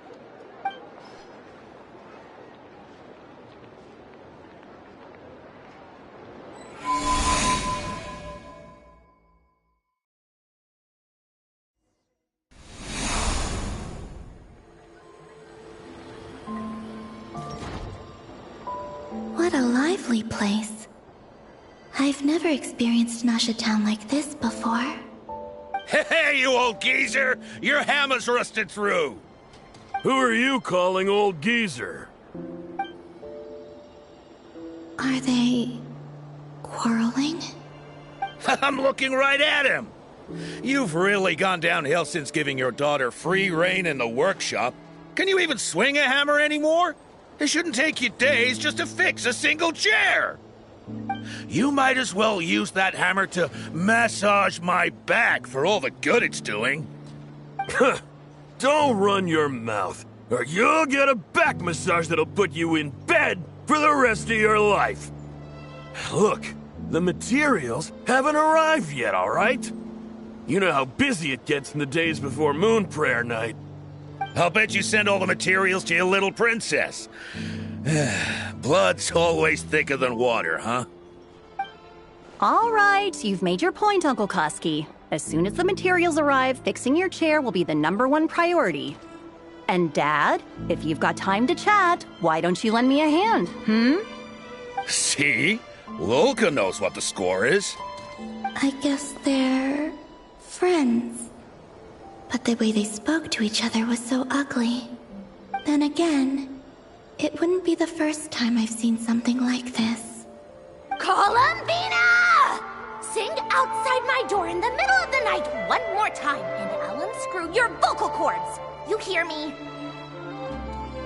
Oh, Zandrone. So that was her way of trying to be friends with me. What a pity. I won't get the chance to say any ugly things in reply.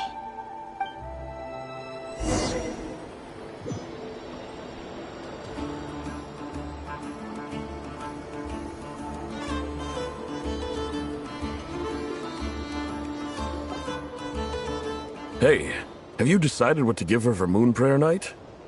I sure have. She's gonna get the surprise of her life when she's least expecting it. Then I'll whip out the ring and pop the question. The surprise of her life. What a fun turn of phrase. Cool, I get the picture. You can spare me the gushy details. Ooh, looks like we have a customer. Hello there, ma'am. Would you like some Moon Prayer Night candy? Huh? Is he talking to me? Can he see me? Here you go.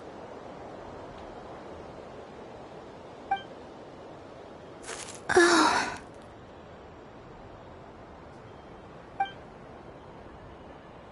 Come back anytime. Right. Now, where were we? I don't know why, but I still held out hope.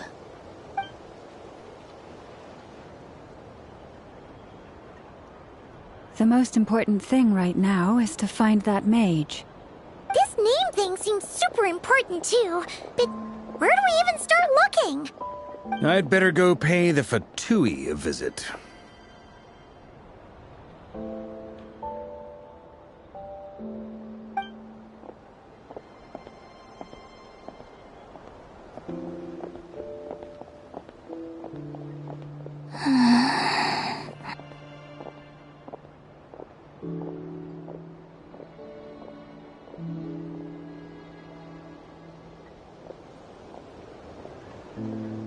Columbina?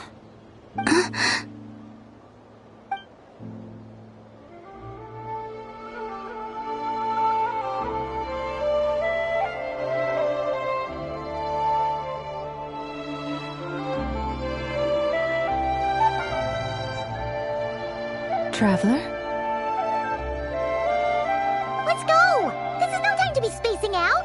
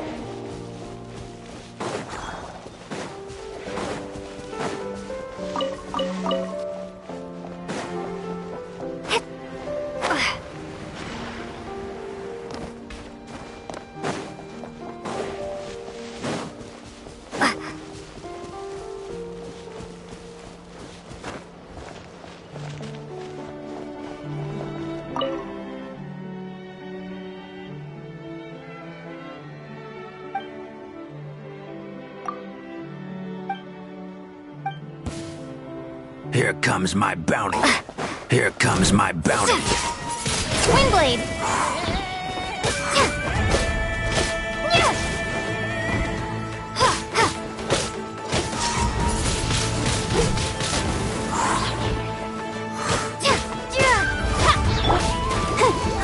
Time to roll!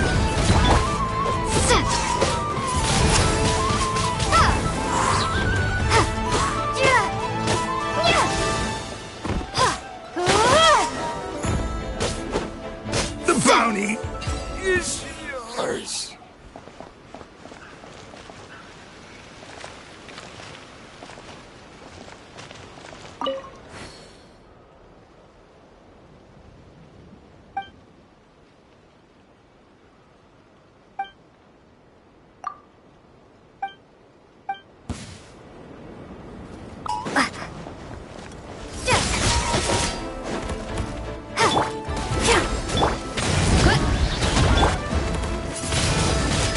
Windblade!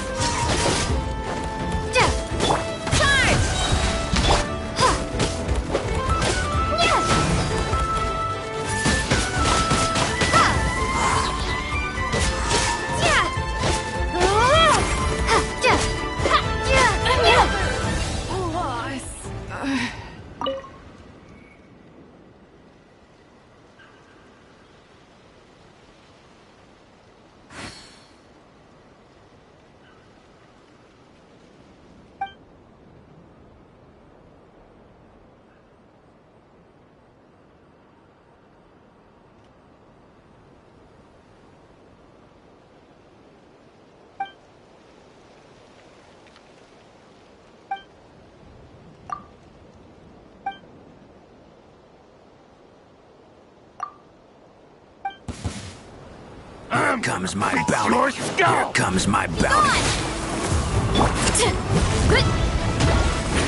It's justice o'clock! Time to roll!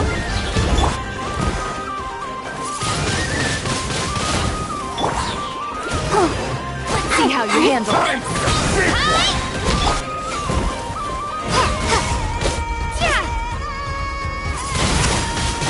Windblade!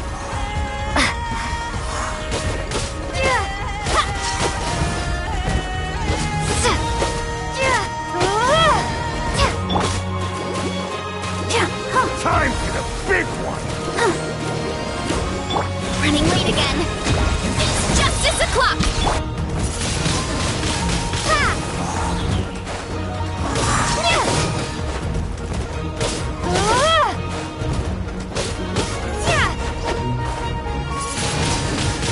Windblade! Big one!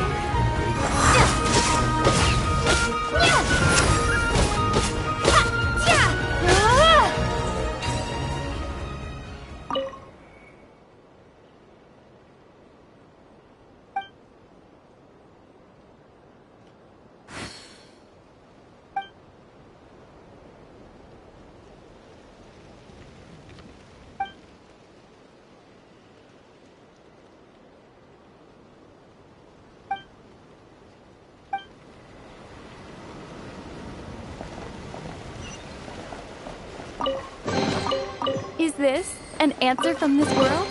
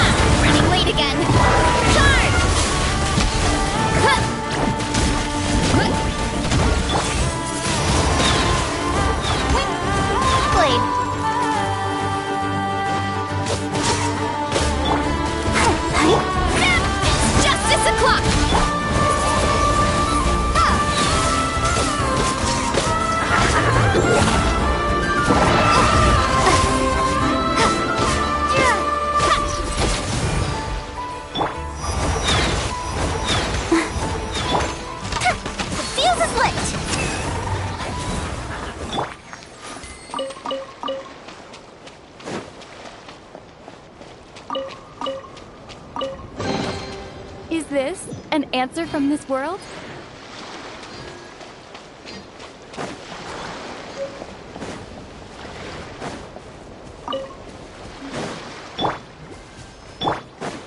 Time for a light show!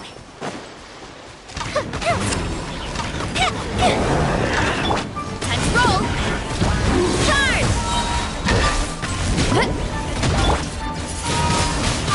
Windblade!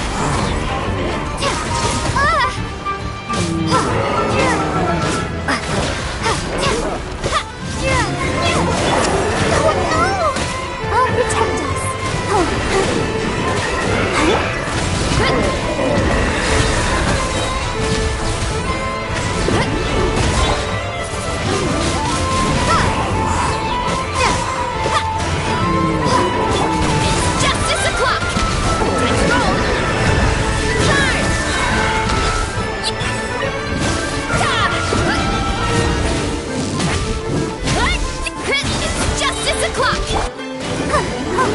Let's dance!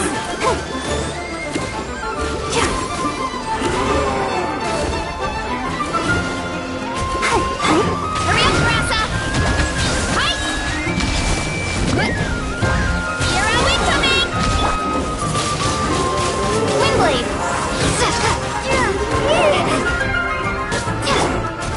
I'll protect us.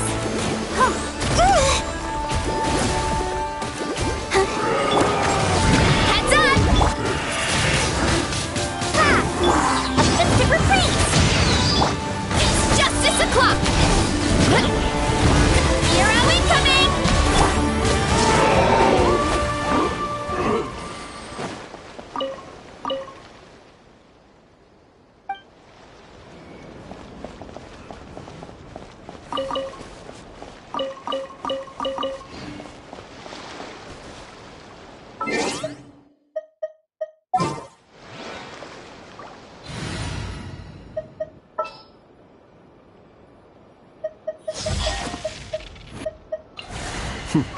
Happy.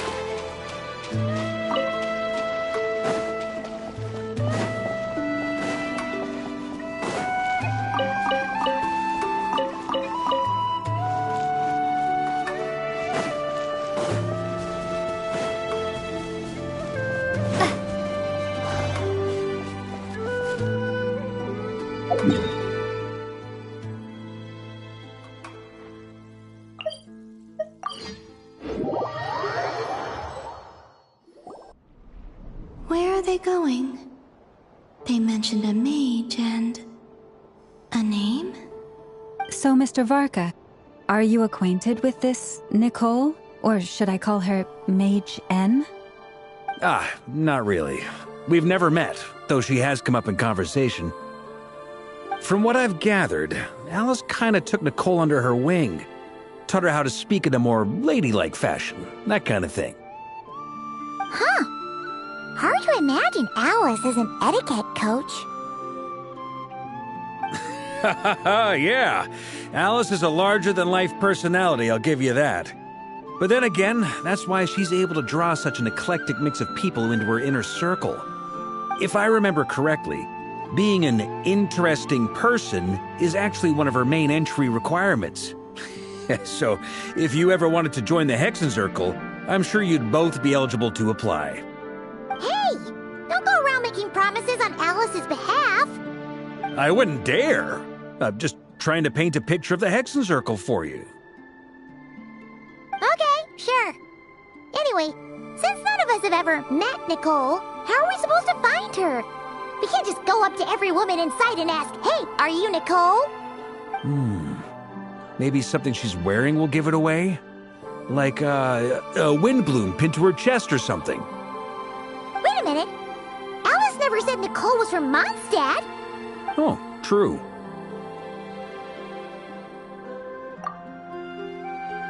That would be...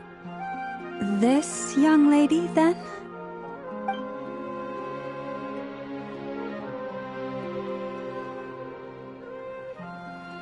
Hey there! Sorry to disturb you, but... are you Miss Nicole? Varka, Knight of Boreas of the Knights of Favonius. Alice might have mentioned me before. Mm-mm. If we got the wrong person? Sorry. Well, this is awkward. When I shook my head, I meant, no, Alice hasn't mentioned you before.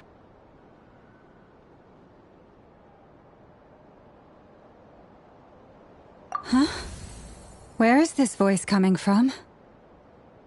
My apologies. For certain reasons, I am unable to speak. This is the only way I can communicate with you.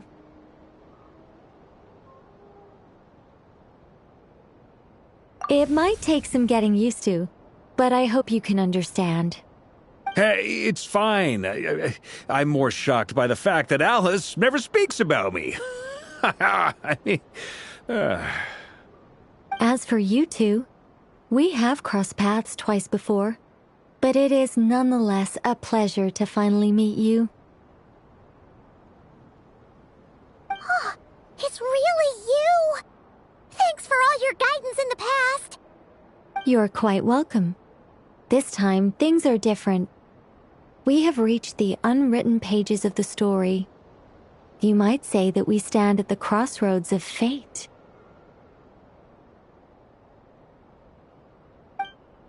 Now then, allow me to formally introduce myself. My name is... No, stop! Alice! I can't believe it! I had a whole speech prepared. I'd agonized over every single word. She always picks the worst moments to ruin other people's plans. I'm so sorry about that. Alice took the liberty of devising some bespoke self-introduction magic for each member of the Hexenzirkel.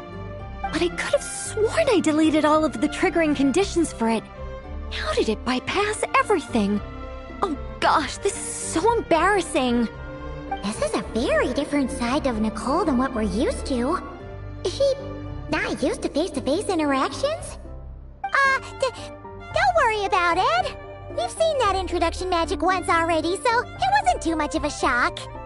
Please go on, Miss Nicole. We'd love to hear what you have to say, or, well, communicate. Huh? Are they talking to this lady? But... Will you all promise to forget that horrendously embarrassing introduction? Sorry? Embarrassing? When?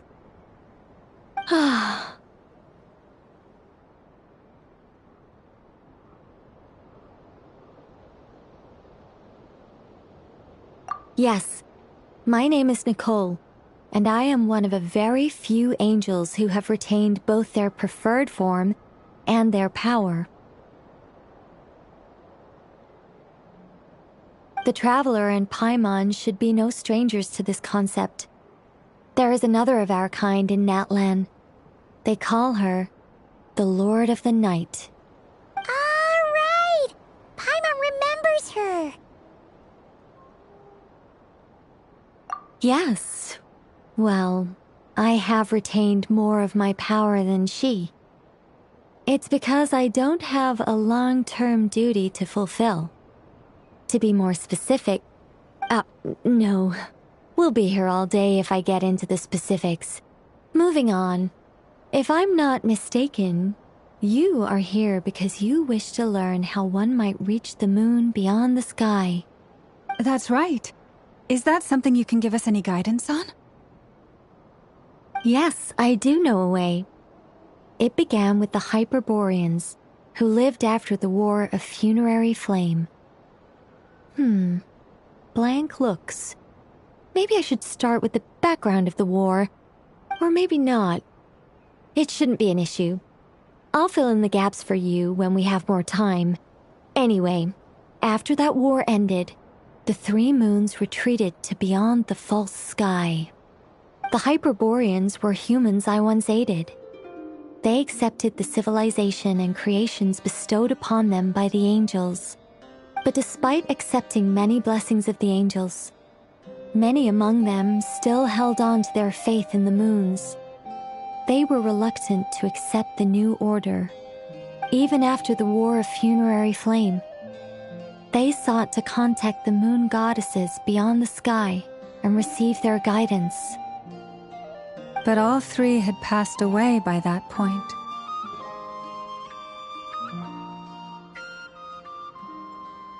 This mage has a unique method of communicating. Is she talking about the moons? Yes, but they did not know. And so, still they prayed for the moon goddess's mercy.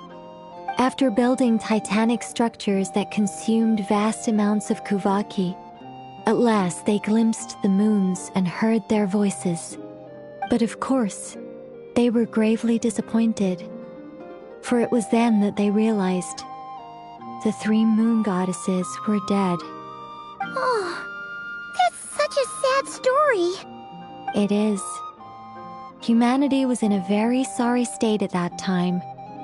The angels who had once aided them were gone, and the War of Funerary Flames had left them homeless and destitute.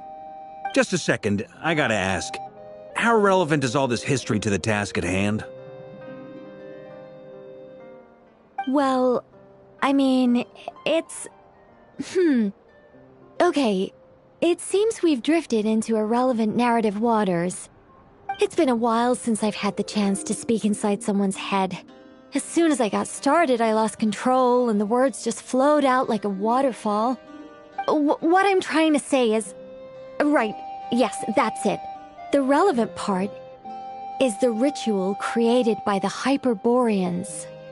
The fact that they bypassed the false sky and saw the true moons implies that they successfully built a connection between Teyvat and the outside world. Which means, with enough Kuvaki and a sufficiently stable connection, it should be feasible to send one person over the border. Okay, so they built some kind of portal? Oh, yes. A portal. Yes. Is something wrong? You sound disappointed. I just didn't expect you to summarize it so well. It turns out I could have said all that in one word, if only I'd managed to think of it. No, please, it's fine. This is invaluable knowledge. I'll be sure to record and preserve everything in writing. Oh, really? Well, in that case, I suppose I could backtrack and add some more detail. I did gloss over a few things so far. Whoa, whoa, whoa, time out. Let's summarize what we've got first. The Hyperboreans were the last ones to use this method, right? So we somehow need to find whatever structure they built and make sure there's enough Kuvaki to power it up. Luckily, we have the moon marrow of both the eternal and iridescent moons, so we're all good for Kuvaki. Which means the key issue we need to focus on is finding the place. Am I right so far? Yes. Although I expect the structure is long gone by now. That said, what if we could take advantage of the phantoms to travel back to a time when it still existed? Well, travel back isn't quite accurate. It's more like we'd be creating a handshake between 2 points in space-time. We wouldn't even have to pick a time when it still existed.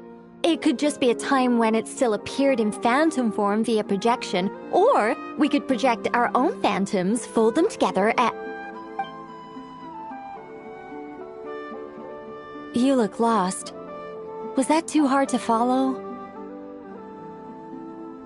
Yeah, things got a little, technical there. Paimon's brain is reaching capacity. Alright, let me think about how to put this more simply. Okay, got it. Over the next few days, I'll search for phantoms that we can use. Once I find one that meets the criteria, I'll let you know and we'll regroup. By completing certain rituals, specific individuals will be able to enter the phantom and make it to the Hyperborean structure.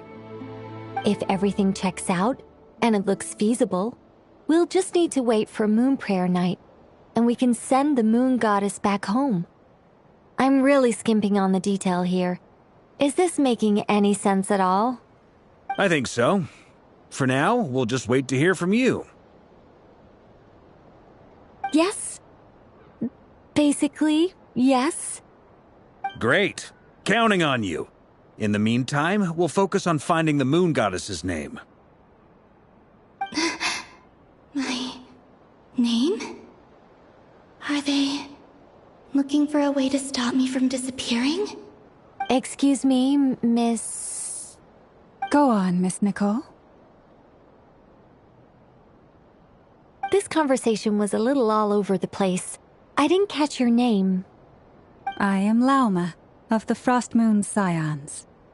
Ah, I did wonder. I noticed that you listened very intently when I spoke about Hyperborea and the moon's history. If you'd be interested, I'd love to visit you this evening and go through it again in greater detail. Also, if you were serious about making a record, it would be too risky to simply write down the raw details as is. I would suggest some tweaks. Maybe rewrite the stories as fairy tales or fables, perhaps even prayers. Anyway, we can cross that bridge when we come to it. So, see you later then? Oh, and no need to prepare anything. Just a cup of tea will do.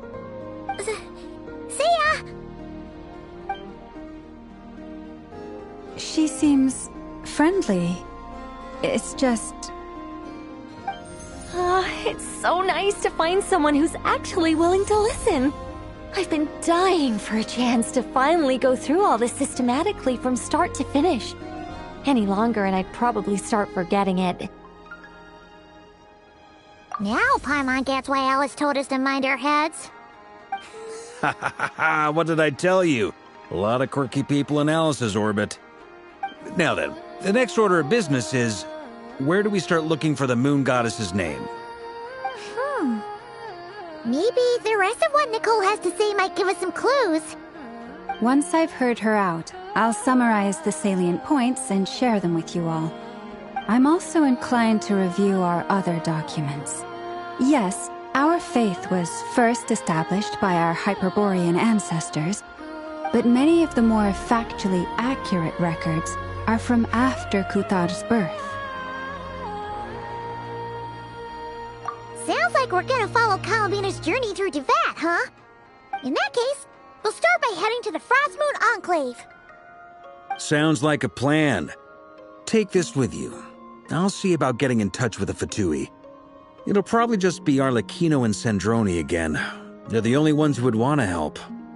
Thank you, Mr. Varka. Don't mention it. Honestly, I'm more comfortable dealing with the Fatui than prying into the details of a young lady's childhood. Catch you later. I should follow them, just in case there's some way that I can help.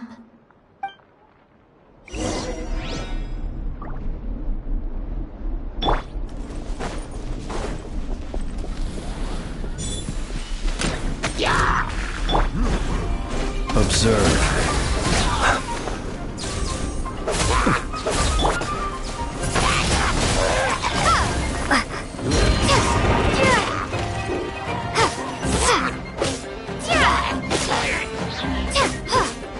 Be silent.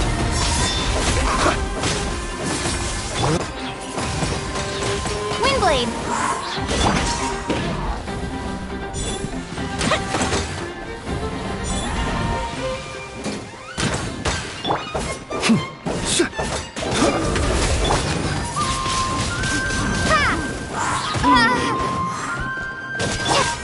Let the show begin. Hi. Huh. Huh. Huh. Hi. Hi. Huh. Huh. Huh.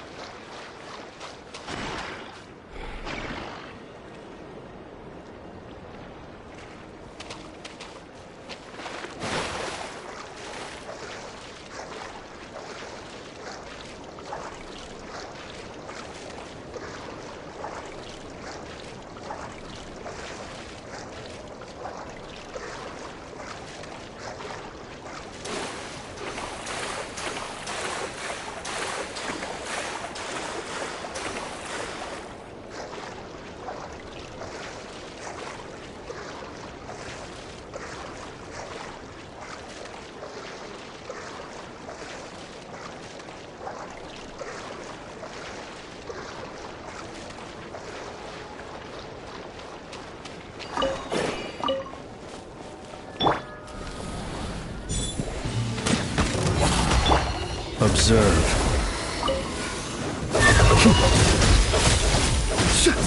The night comes.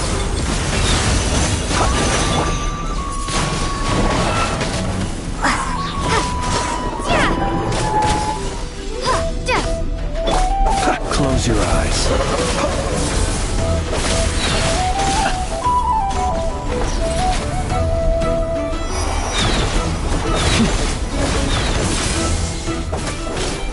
I'll protect us. Observe.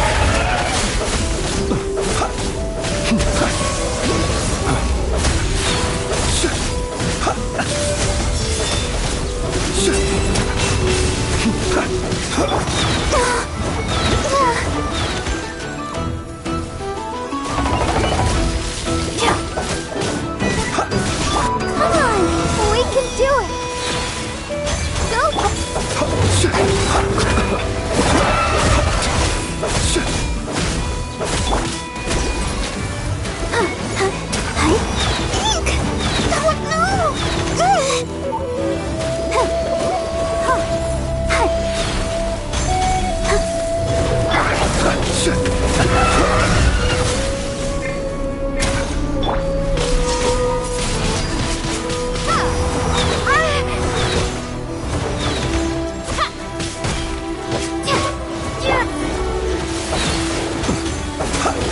Be silent.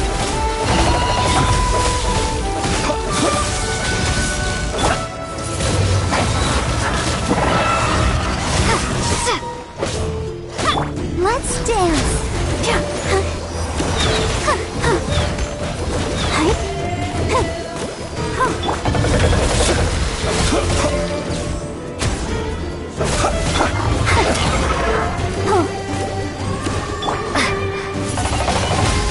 Windblade. Here comes the fireworks. Close your eyes. Be silent. Night falls.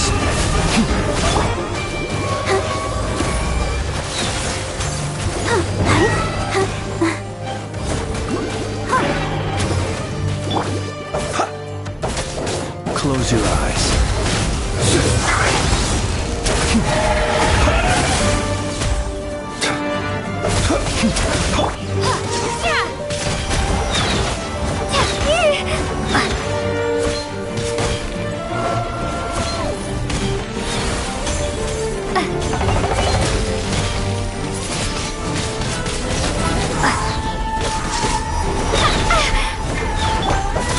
Observe. Fire hazard.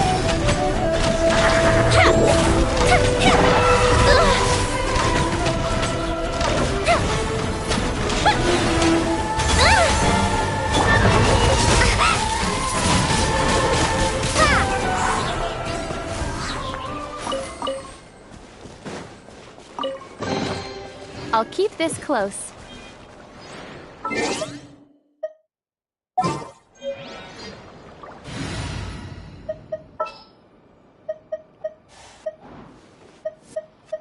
Woohoo! This is gonna be fun!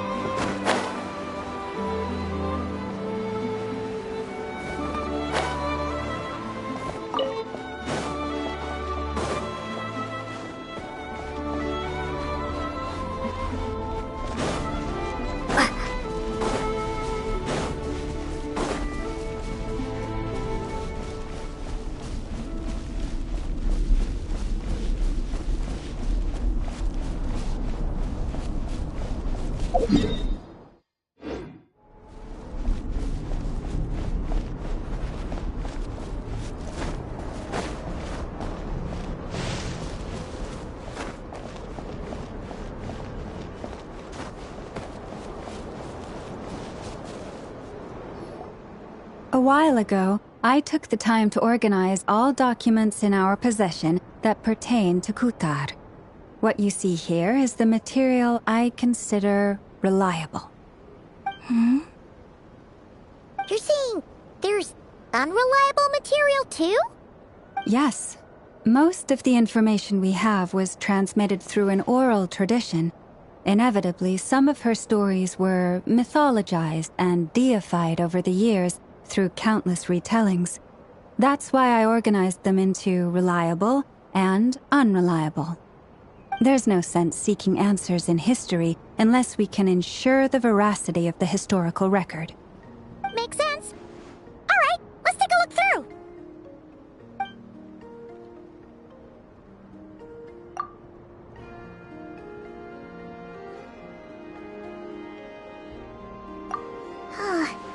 Almost all these records refer to Kutar instead of Columbina.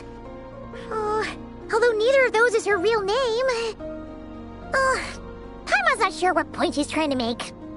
What we can gather from these records is that the Frost Moon Scions worshipped her as a god, placing impossible expectations upon her.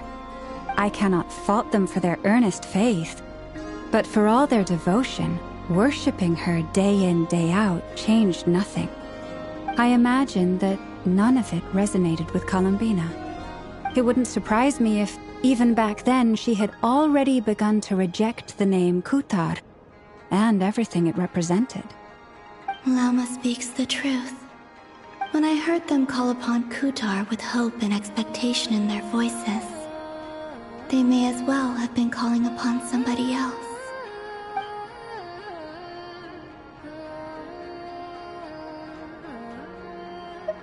Well, that's a bit complicated.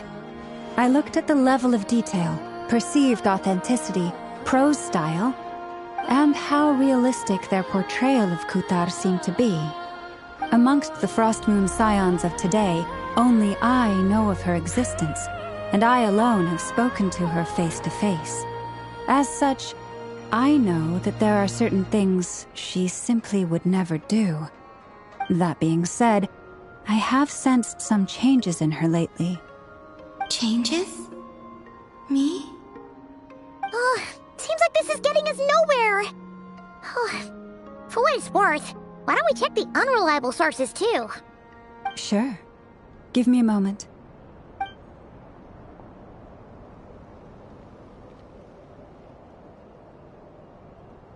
Exerting but a fraction of her divine might, Kutar sheared a great mass from the snow-capped mountain and cast it into the sea, upon whose surface shone the mirror image of the moon.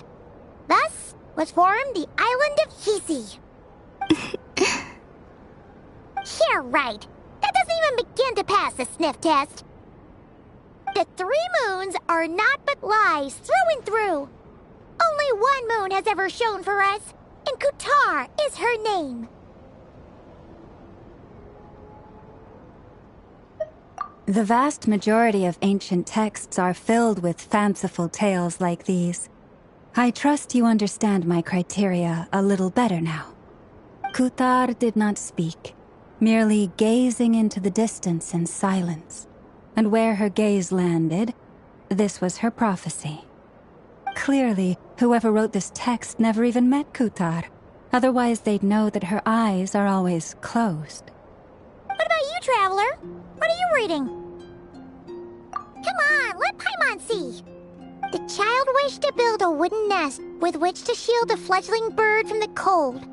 But being so young and lacking in strength, the child could not snap the branches from the trees.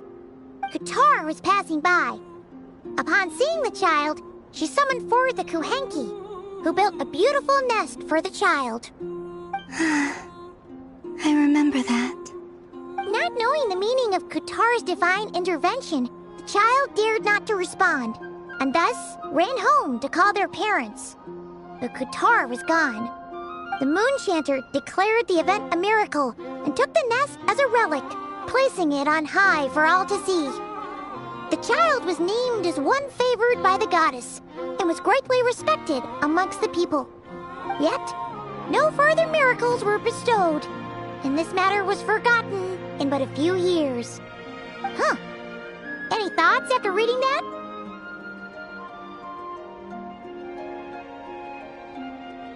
Yeah. Alabina probably just wanted to join the kid in making nests. Ah.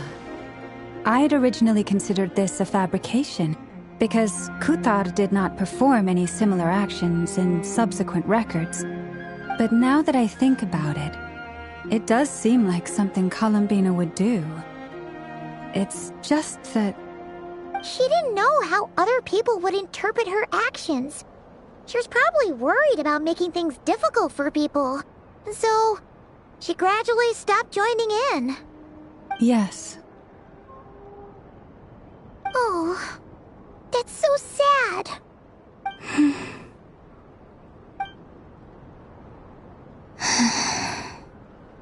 And now, I can make no such gestures of warmth, even if I want to.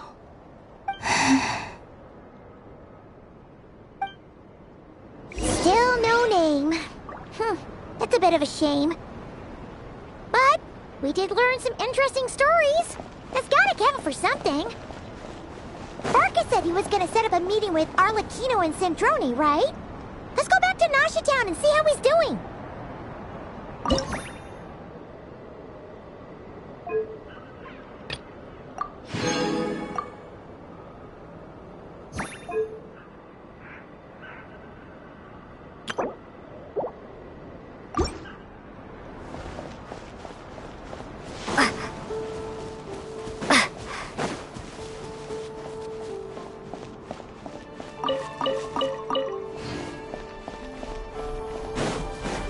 Windblade!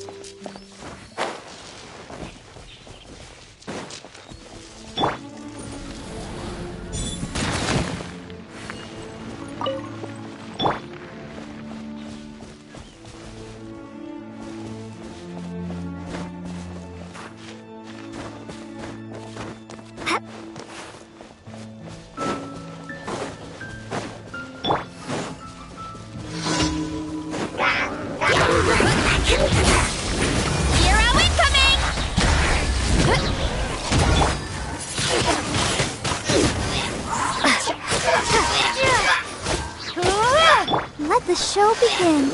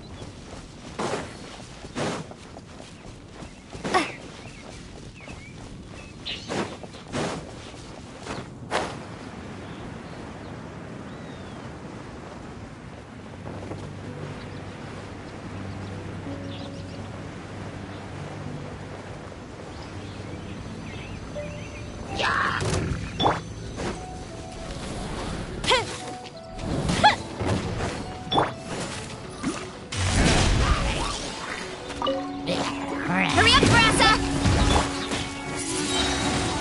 Windblade!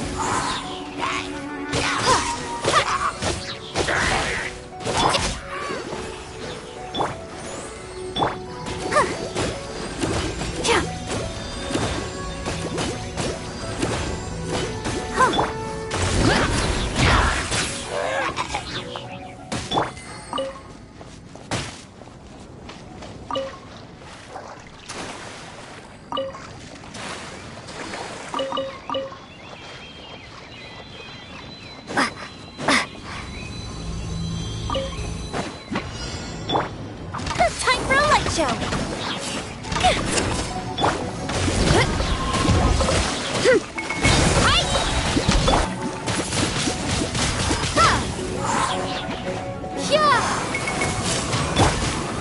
Running late again! It's justice o'clock! Windblade!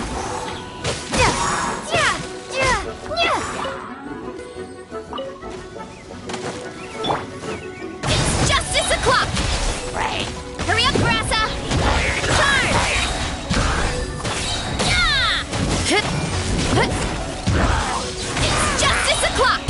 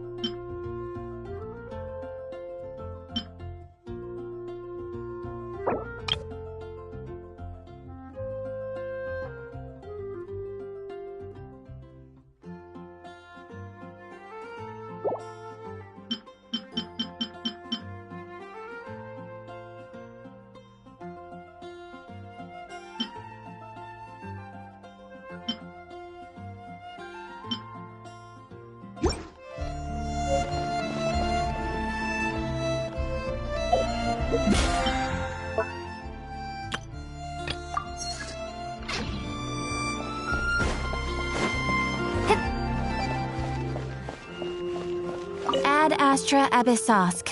Welcome to the Adventurers Guild.